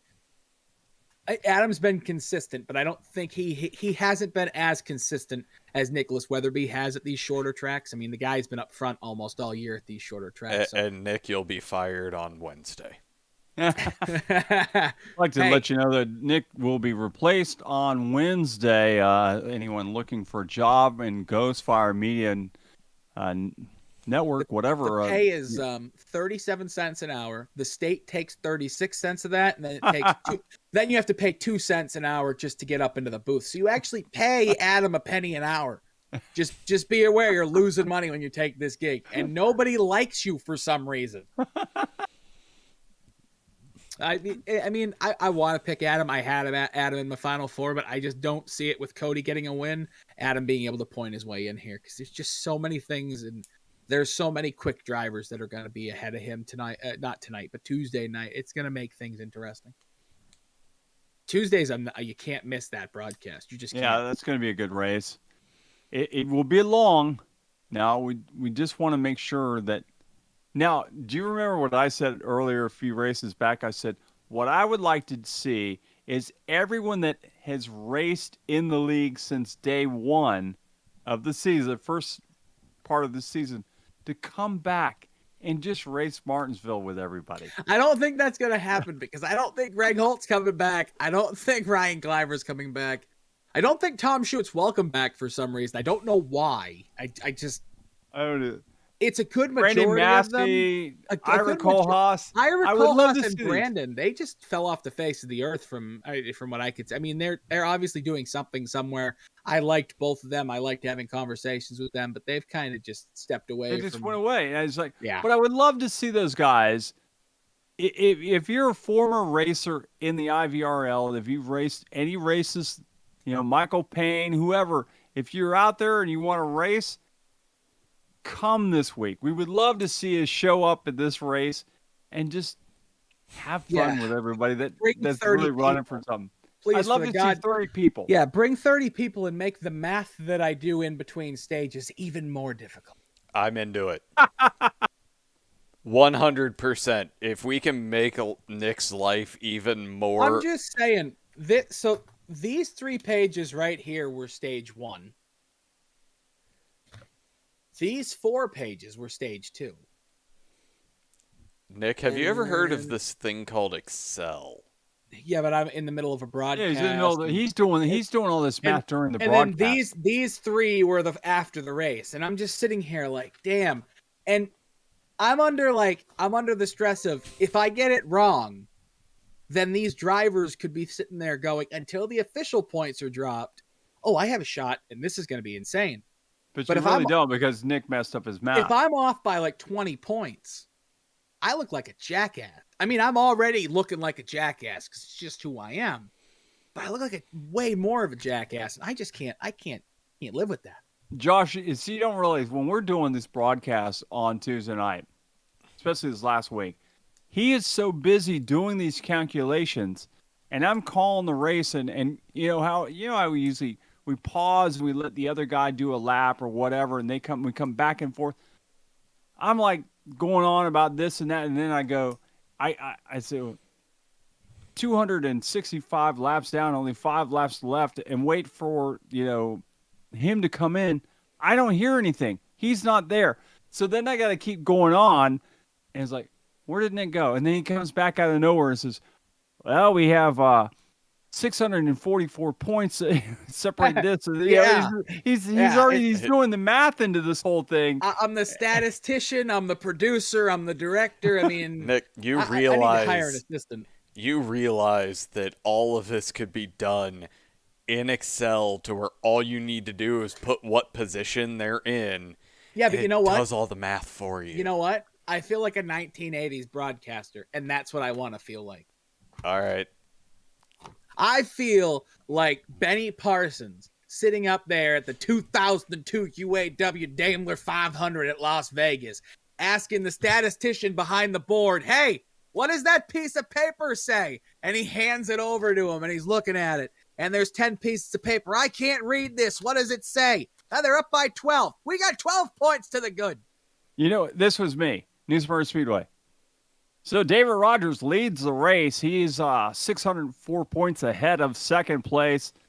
Bobby Mitchell is running out. And let's see, what other points have? Oh, Peggy. Oh, thank you very much, Peggy. I appreciate that. And Peggy would do all that. I had you know who I don't have? I don't have a Peggy. You don't have a Peggy. I had a Peggy. You know what? Ghostfire Media. Ghostfire Media is hiring a Peggy. Peggy. It's an unpaid intern position. And we'll put you on air for 5 minutes once a week. You're going to be doing stats for all of us during the race, and you better be right. Or I'm going to put my boot in your ass. This would be a great administration job for somebody, intern administration. You can put it on your resume. You were a statistician. You must be very good with Excel. You were the statistician assistant for Nick Adams, Randy Pepper, and Josh Laston. You can put that on your resume. We're not going to give you a letter of recommendation because we don't like you enough because you're an intern. Oh, God. I would. I have loved every intern that I've had. One of them actually ended up taking over my job. Yeah, I love interns. Wow. Interns are great. You know what's the best part of interns? Hey, you know that coffee place down the street? Go get 3 of them, please. I have never done that to an intern. You've never done that to an intern? That's the best part about having an intern. Hey, go get us lunch. And this is why I'm actually a boss. I appreciate my team and I don't ask them to get me coffee. Hey, an intern's job at the start is to appreciate the things that they have. And the first thing you have to appreciate is getting me a cup of coffee. All right, we have gotten off of topic so much tonight. Okay, so we've got 3 more series races to cover here. The IVRL. Tune in on Tuesday night. We're going to find out who's going to be going to the final race of the season. Let's quickly do our picks and move along. I think that Mr. Gaspar is going to be so ready to go. I got to go with him. I think he's just ready. He wants the automatic in, even though finishing towards the top is going to get him. All right, Nick. I feel like just to mess with my calculations, it's going to be Dalton Tucker because the guy is just unbelievably fast. That's my pick. That was my pick. So he's just unbelievably fast. If he shows up, because he's not here all the time, if Tuesday night is a race he comes to, damn, these guys are in trouble. He's quick everywhere he goes. Yeah, I would say if Dalton Tucker is not there, I'm going with Joseph Causey. Are you going to stick with your original Final Four that we talked about a couple weeks ago? I believe so. I mean, I had Causey, Joey, Patrick, and Weatherby, right? Yeah, you had Causey, McKinney, Patrick, and Nicholas Weatherby. Okay, yeah, I'm sticking. And with I had pretty much the same thing, except I had Adam Wood instead of Cody McKinney. Yeah. And now I have to put Cody McKinney in there, and I'm not going to take Nicholas Weatherby out because I just don't think it's going to happen. No, so I don't think it's going to. I think he's still going to be there. So, yeah. I'm going to go with Weatherby. Okay. Are you going Weatherby to win? No. I think. No. I mean, if Dalton Tucker doesn't show up, what if Dalton doesn't show up? If Dalton doesn't show up, I have no freaking idea. It's going to be. I'm going Causey. Because I just think that I don't know Causey. Yeah. That's a good pick. I'll go with Causey. All right. So if Dalton doesn't show up. All right, let's move along. We're going to go into the AOLL. We're going to go in TNT, which last night, guy All right. up here. All right. I'm going to above give you me the won the rundown. race. I'm going to give you the rundown on last night. You got Sonoma 60 seconds, sucks go. in the ARCA car. Gary Winters had a faster lap on old tires than my fastest lap of the race, according to Adam. And Sonoma sucks. Okay. That but you pretty still much won. Yeah. And I mean, you did beat, some good drivers out there, so it wasn't like you didn't earn it. So here's the biggest thing that I'll give you. I did not. You can time this all you want. This is gonna be quick because We'll be done here in 10 minutes max. I will be here done with this in like 3. Okay, Oh, no, 3 minutes. there's 34 seconds left in the TNT segment. But like, Go ahead, John. yeah. So here's the biggest storylines. Gary Winters did not put down a qualifying time, so he started at the back. Then Blake Ziti didn't buy the track until right before the race. Okay, I'm gonna cancel And- the timer. And Sonoma very much is not a track that you can pick up in an hour. Because especially in the ARCA cars that have crap downforce, body roll like a freaking 1950s car. I was going to go with Studebaker, but yes. I was going to say Packard. Like the Oh, yeah. constant changes, the fact that you're going over hills, you're trying to break over hills, you're like it. Sonoma and the ARCA, no. Sonoma sucks in most cars. Yeah. The Cup car is. I mean, did you guys do the boot? I didn't watch. No, it. we No? did the classic. Okay, because the boot would have been absolutely impossible. Well, In that and car. here's what I'll tell you. I practiced over the weekend. I practiced that version, and all I could think to myself was, please no, this is going to be the absolute worst. Because coming out of the carousel, the long stretch along the drag strip, into that just 290-degree turns, you're braking over a hill, and it's a double apex with a bunch of cones in the middle to dictate where you need to go. Just no. Just no. Yeah, Sonoma's a great racetrack. It's a great racetrack to race. If you get it, you can do it in any car, but stock cars at that track are just not. I don't like Sonoma. I don't like the time of year they race the track anyway, because if you look at pictures of the track from May and June, it's beautiful. I mean, there's green grass everywhere, but we go out there in the middle of July when it's 105 degrees and there's no hydration for anything, and everything's dead anyway. So, but that track just is. It should be torn down. I gotta agree with Dave Wright. It'd be great in the Legends, other than the fact that they may sputter out and you'd have to go up the hills in first gear. The next gen car might be Because where it has it's at. downforce. Oh, not just because it has downforce. Because have you done a road course in the next? I don't want to go on a 20-minute tangent. Yes. But you've done a road course in the next gen car? Holy Christ, that's a level. That thing turns right. It wants to turn right. It's the first NASCAR vehicle of any make to want to turn right. Even the road course specifically built cars from the NASCAR Cup Series don't want to turn right. But these new ones want to turn right. It's beautiful. Because it's symmetrical, they're putting wider tires on it. There's underfloor downforce.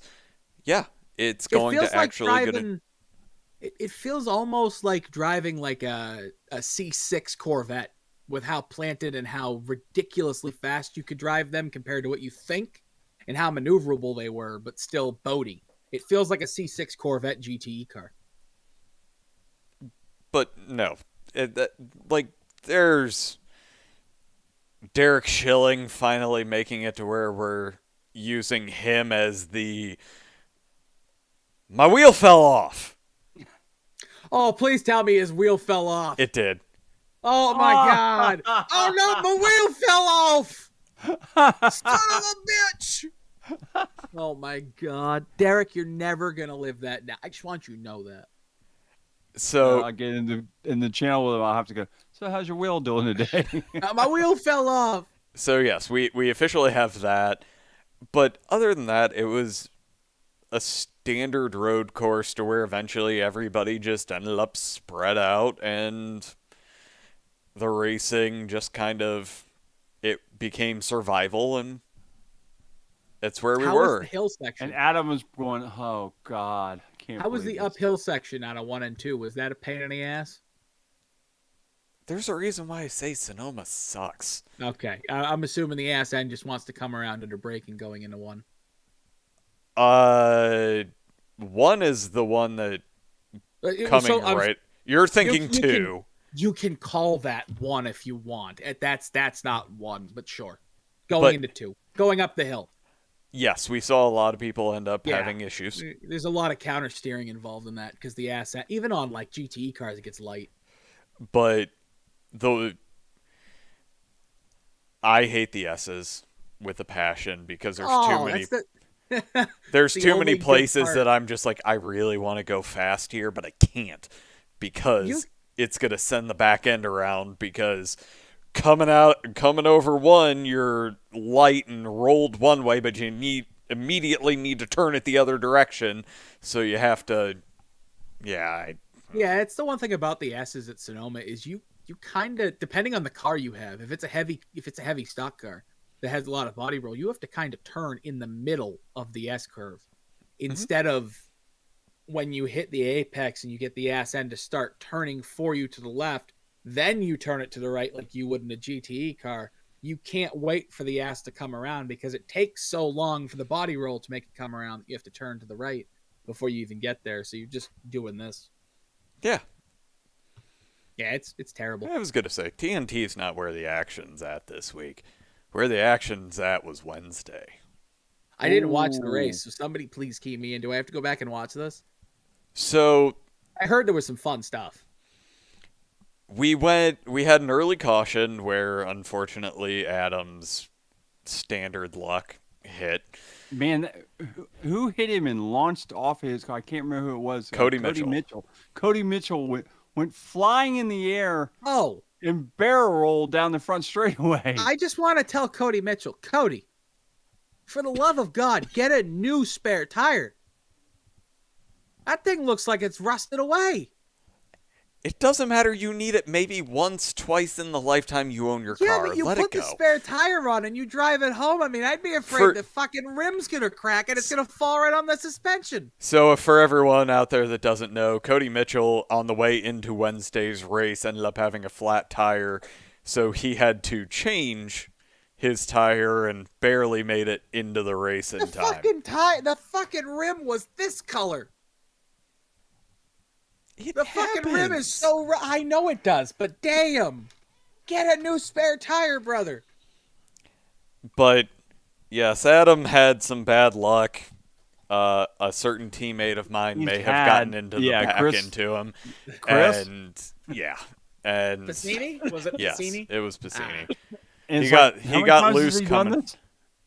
Oh, How I many don't times know. has Chris has got into him a few times, so this is an ongoing thing, I think.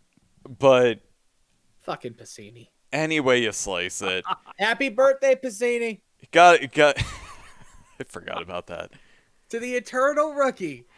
But I mean, yeah, that one was kind of bad luck for Adam, and it wouldn't have been as bad, but it was definitely Cody coming through and cleaning up the job. That was crazy. Yeah, I think Adam probably would have been fine. He could have continued on, but when Cody nailed him sitting there, there was no continuing after that. But the other good thing is after that,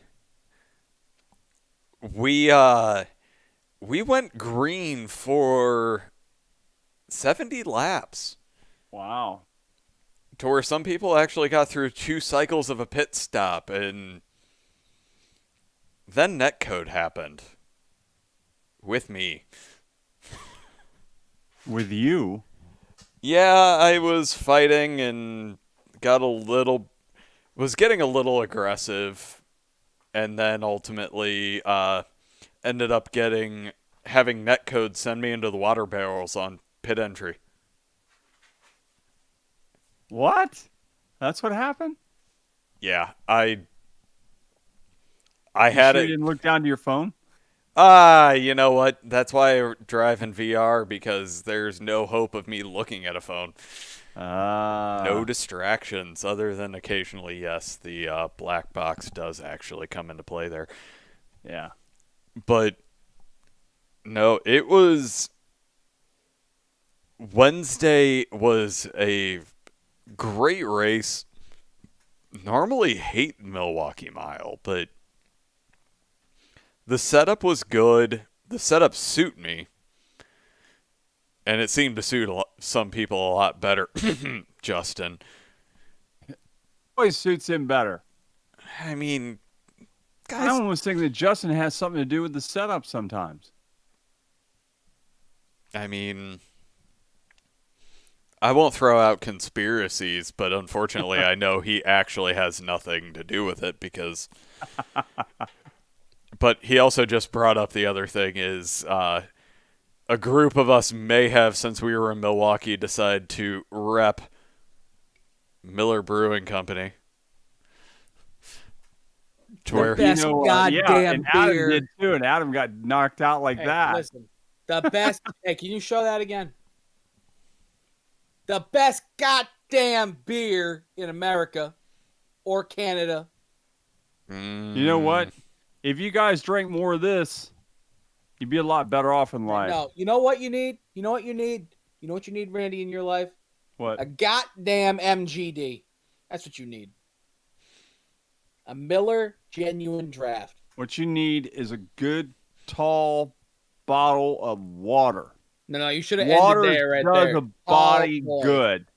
You don't need a bunch of wheat and a bunch of fillers out of a freaking barrel that's been sitting there, mutating into all these different things listen, for I 5 enjoyed years. drinking the mold out of those cans, okay? Randy, I drink so much of that while I'm at work to where I probably put down about a half a gallon while I'm sitting at my desk. I need something I drink a gallon little of taste. water every day because I have nothing else to do while I'm sitting at home working. So when I take Gabby to the dog park every day, I'm just chugging fucking bottles of water. Yeah. Well, 10 bottles of water a day for me, at least. But the one thing coming out of Wednesday is there have been some point swings because Michigan was a bit of a crazy race that I'll admit I loved because I ended up getting some serious points, and then this week happens and Where'd you finish at Michigan? 6th, I believe. What was the track that you figured out the high line and the entire team finished 1, 2, 3? That was Texas. That was 2 weeks ago. Ah, okay. I mean, I watched that. I love you guys for that. That was awesome. So Yeah, what's that too? first off, Justin got the win. Brandon Bernhardt was in second, which had an absolutely amazing run, a really awesome afterwards to watch battle with Joe Dinsmore, who Joe had an absolutely just, we'll call it forgettable run at Michigan. To come back, get third, move from 9th in the points to where this week he's now in 5th.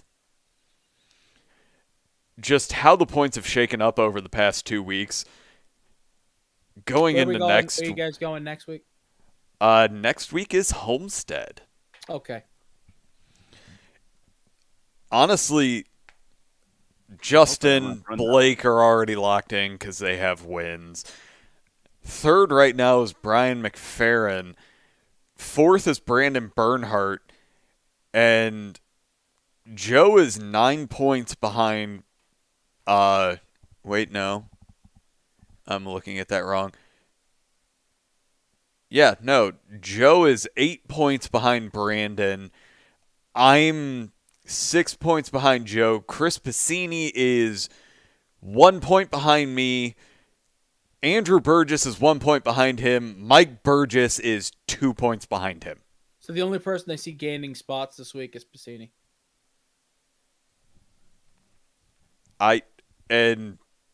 We aren't going to talk too much about Adam Wood just because I don't want to give him any kind of commentator's curse because he doesn't need that in his life right it's now. Homestead. That's more of a Chris Piscini type track.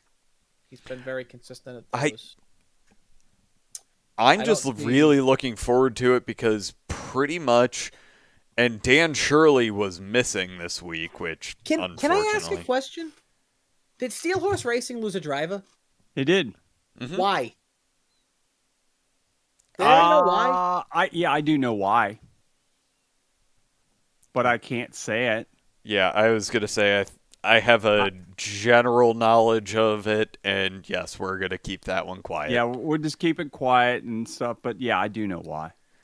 But Oh.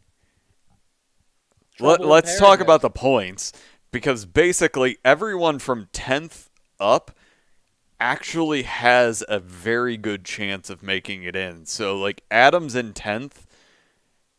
Right now, he's only sitting 6 points out of 6th, who's myself. So wait, is Adam still at Steel Horse? Yeah. Yes.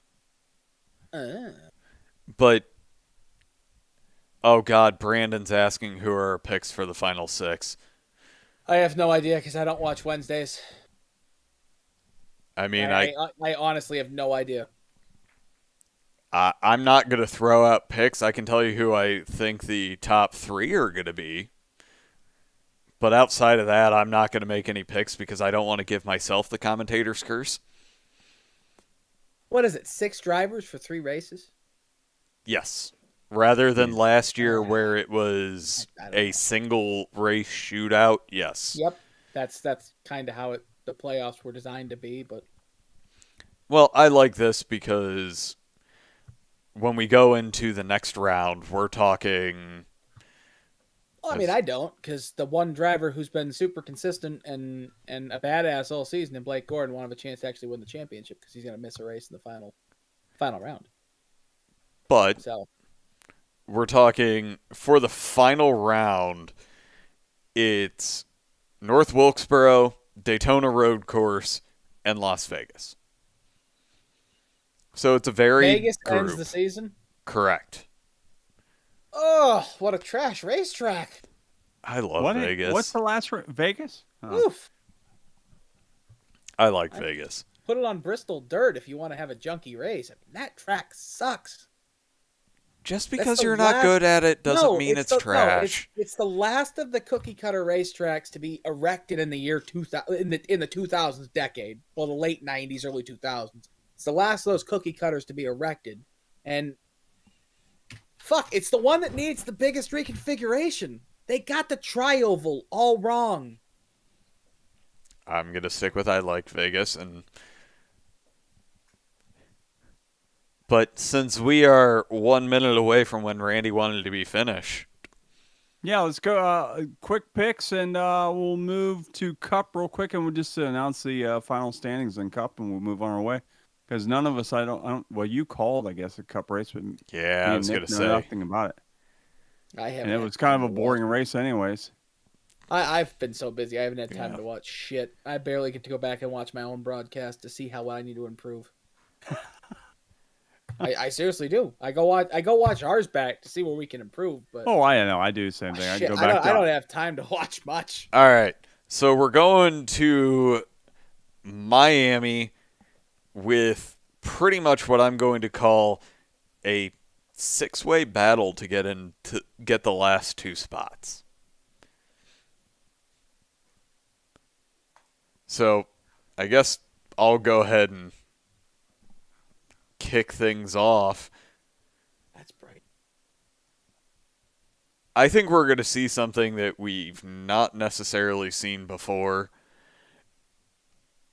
Brian McFerrin is going to take a win. Wow. Yeah, we have not seen him win a race. I'm gonna take a mulligan. You taking a mulligan? I haven't watched enough of the Truck Series to be able to make an informed pick, and not just look like a total asshole. Because if I pick Chris Piscini because I know how good he is, I'm gonna get messages saying you picked him because he's your teammate. You don't actually pay attention. Then if I pick somebody else, I'm still gonna piss somebody else off. I'm just gonna take a mulligan because I haven't watched enough of it to make an informed decision. All right. Fine. That's enough. He's got a mulligan. I am going to go with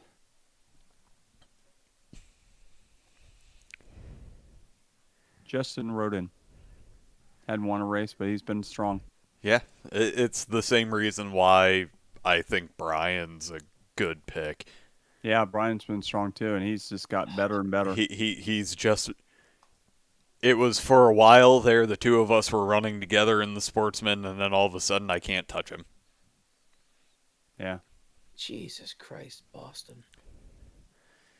What's the score there? He's watching the baseball game. I don't want to talk about the Red Sox because I'd have nothing good to say because, yeah. Well, I don't have anything good to say either. I don't know where. Anyway. I don't know where our lineup went. I have no idea where it went. Just shit our pants in the ALCS. It's pathetic. All right. right. So let's Let's quickly talk move on Texas. yeah, let's talk the real That's a quick. good racetrack. We'll talk about So let's talk about the 90% of the laps that were led by the people you would expect. Justin Anderson and Blake Gordon? Yep. Wow. I didn't even watch the race. Wait, let me guess who won. Hold on. Wait. It's Texas. yes, Texas. I have a 50-50 chance here. Yes, you do. Justin. Wrong. Damn. Justin finished 5th. Really? And What did he do? Did he shit his pants with 10 to go and have to get out the sim? no. I'm making you joke. The setup that they had for this race 100% suited Blake's driving style. And when we brought him up for the interview, it was the most excited I have heard Blake, I think, ever. Really? Because those are those kinds of cookie cutter tracks are not really his jam. I'm going to make enemies when I say this, but Blake Gordon was extremely, extremely happy last year at Darlington when I pulled him up for his post-truck race interview. Well, that was a win. That was a season-long win. He was extremely excited about that. But, no, Blake put on a great show. No, turn off the baseball. Yes! Finally! They came alive! Turn off the baseball. Oh, don't leave him on third. Turn off the baseball. No. But at the end of the day, it was two total cautions. Ooh, he wants to stick in that hole. No. That's not going to work with her. To where What? we ended up getting to see a lot of absolutely great racing. And Adam Wood being Adam Wood puts in the time, learns the track amazingly, gets the pole. Did Adam No crash? results to show for it. Did Adam crash? No. Well, kind of, but Did he get Texas crashed? Texas is a very aerodependent track, and he may have had a little damage. Yeah. So what happened to him on Tuesday night? Happened to him again. Well, it happened 2 days prior, but he had a rough week. yes, he Texas. did. I mean, Yeah. between Texas and Kansas. I mean, the week before Texas in the IVRL Cup Series, he had shit week. Texas. Adam has not had any luck at all lately. At all. He needs his wife to come back to give him a hug. Come on. I think he recently switched back to triples. Yes, he did. And He did. I'll tell you From what, VR. I don't see a lot of people who improve when they leave VR. Damn, he got way fucking better. Way better. That dude found his Adam, just so rhythm at you triples. know, I know it's because you've been practicing more, not because you moved to triples. I mean, he fucking went when he got back on those triples. I mean, it's probably a comfort thing too. Like, I want VR, but I don't know if I'd be comfortable with it. Like, I race on one screen, now I'm racing on 3. I don't know if I'd be comfortable with VR. I'm used to the 3s. When I went to VR, I loved it, and I can't wait to go back to it. Honestly, Nick, I will be the first to say it's good and bad all at the same time. It's harder to make adjustments. You basically have to have the ability to like do it on your wheel or use DRE and voice attack to make all of your pit stop adjustments.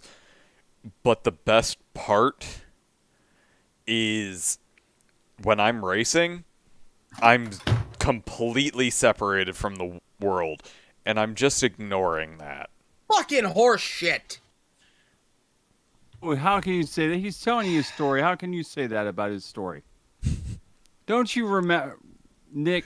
Remember when people listen to this back on a podcast, they have no idea that you're talking about a baseball game. They think that you're insulting Josh as he's talking. And you're setting off your dog at the same time. Exactly. Get him, Gabby. So if Get you're him. listening back to this on the podcast in your car, let's The just say Boston Red Sox suck. I'm aware of this, and I agree with you. So do the Cleveland Guardians. Don't start. the Indians, Guardians. Guardians. Guardians. They haven't Hey, been I'm the an like you American can't- Indian. You're not just- taking that away from me. Just like you can't call the Washington football team the Redskins anymore. You can't because take the you're Redskins out of that because Hey, those are my people. it doesn't matter if it's your people or not. Apparently, it's inherently racist, even though it wasn't It is racist not. for I don't 90 find it years. racist at all. I'm not going down that fucking rabbit hole. I will go down. because- I will actually go down the rabbit hole specifically with Cleveland's baseball team because it was actually meant to be an honor to a previous player. Well, possibly So- not you know in what the I'm best gonna- way. You know what I'm going to lose my mind is when they come for the Florida State Seminoles. Because that was given to Florida State by the Seminole tribe. So when they come for that, But there's a that's when I'm gonna difference. lose my There's a mind. difference. Is that was not a term that was necessarily meant. Well, when are they It going is to come the for actual Kansas City Chiefs? name. When are of they going the to come tribe. for the Chiefs?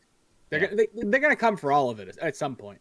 At some point, I hate, we live in a very Right. different society than we did All right, 10 we've gone years on ago. another Honestly, tangent well, I'm gonna get one last comment in.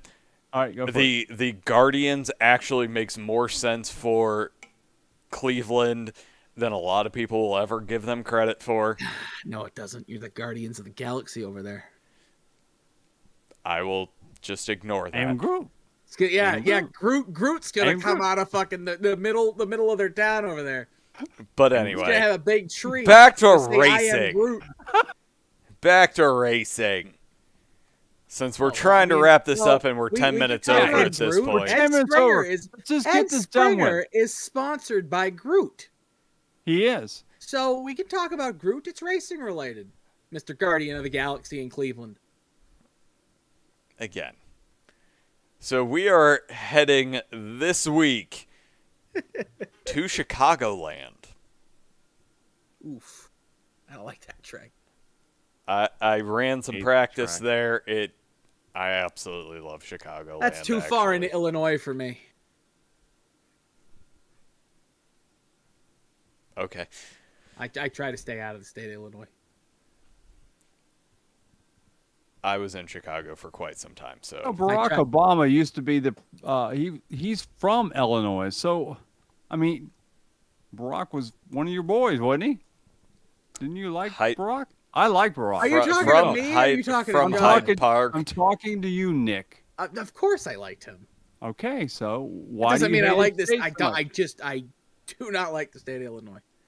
Whatever. Because, whatever, Boston fan. Hey, no, okay. The Blackhawks and the White Sox They can all kiss my Boston ass. Exactly. This is why I ignore sports shenaniganry, because I could go on for the White Sox too, but it's a difference when you just don't like them because they beat your Red Sox. Me, they're a divisional foe. I can't watch this anymore. The Good. Cubs. So we are heading to Chicagoland. We've got 120 laps of what can be full throttle racing if we really want to, if you're brave. It's kind of like Michigan, in a way. And this one, it's a little closer, and full throttle is questionable even after like 4 What package laps. is it? It's the 550 package at Chicago, right? It's the 550 low downforce. Is that why? That's why it's full throttle, right? It's not the 750. Well, because it was 750. Adam just brought up the perfect point. It's not in the draft. I didn't run any laps in the draft, but but I solo, don't think it's the 750 package over there. I think it's the 550 low downforce. But you're also looking at a custom setup, and it wants to get loose when you're running solo. I mean, how custom is the custom setup? I don't know. I just ran it, and it doesn't feel Is it like custom built for Chicagoland, or is it the custom track bars? It is not the stock setup. How far from the stock setup is it? Is the question? Is it? I will is it tell like the you track that it bar wants is to a come drop? around a Smidge. lot faster. Well, Just a that could be smidge out of it. That could be like the track bar has changed or the shock absorbers have changed. It's probably not a big change. I don't know. Just I'm a just- bit I'm- outside. I'm just asking. I See if don't you know. What are you worried about? You're not going to race it, so it doesn't matter. No, I mean, but You're also not But- going to watch it either, so you don't get to see how awesome me and Carl I'm- are. no, wait, listen. I do watch from time to time because of you and Carl, and I do want to point out that if we talk about two broadcasters who have improved immensely this year, it's you and Carl. Listen to my interview with Adam last night. I don't need this. Anyway, What? Wow. No, but it's serious. You and Carl have improved immensely. You because like I used to watch the broadcasts, and I got this kind of. Hi, I'm Josh Laston. we Part of the have it. outside. You Hey, guys are we so drink different. more. No, but you guys are so different now. It's so awesome. It's like listening to a little me and Randy. It's nice. I like it. We drink more. And, Well, that's probably why. And it takes some time to get used to. But anyway, back to the nice. I like racing it. side of it. I'm telling you, you guys are fantastic. Take the I'm fucking trying to compliment. bring us home. Yeah, Take the you know compliment. what? I'm going to tell you what. We're going to go quickly. We're going to do the AOL Cup. Who is going to win this week? I unfortunately think that this is going to be a Blake Gordon race from the setup alone. I Well, think this is going to be a If you Blake said it Gordon was race. loose, I'm going right with you. Blake. Me If too. Josh and Carl are going to go ahead and have their little Blake love fest over there and choose Blake, I'm going to choose Justin just so he doesn't feel left out. Okay. It's not That's a fine. bad- But if he said that the setup is loose, it's a Blake setup. How? Okay, when you say loose, how loose? 'Cause that After will affect 5 my pick. laps running solo, I'm fighting the wheel. And I drive Blake setup. similarly to Blake, just not as good Wow. at it. That's a Blake setup. Blake uses the ass to turn the car. He doesn't use the wheel. I know. So, if yeah, you watch, I mean, if you watch okay. Wednesday, that was me. Blake. Then I mean, if that's how loose it is, then That's Blake. Blake. Yeah. Yeah. Okay. So Justin is taking advantage of the delay, saying that he's gonna kick Blake's ass. So I mean, if it's that loose, fuck it. No. Justin Anderson, don't let me down. I'll stop. I'll make sure if you let me down, I will never ship another thing through the USPS. Even though it'll take an extra 3 days if I do. yeah, I just sent out all my bills from the shop, and because my postman has not been stopping by the shop, Yeah, they're all gonna be late. and I'm pretty sure they're all going to be late. I'm going to have that extra penalty on my credit cards to pay See, I that. don't get that. I don't get why they did that. if you were getting arrested by the post office, then Justin has a say. I don't get why. Other they did than that, though. I don't think Justin really cares. I don't know why they did that. I mean, that just God, what the fuck do my taxes pay for? If I can't even send a letter properly. All right. All right, let's get out of here, guys. Welcome to America. Folks have been watching the Ghost Fire Media podcast on this Friday night. I'd like to thank my cohorts, Josh Lassen and Nick Adams, for a great night of podcasting. Don't forget you can watch this or listen to this on your, preferred streaming service, whether it be YouTube, Twitch, or Spotify, iTunes, podcasts, whatever. So if you missed any part of that, Oh, well, listen I back. didn't know that, Justin.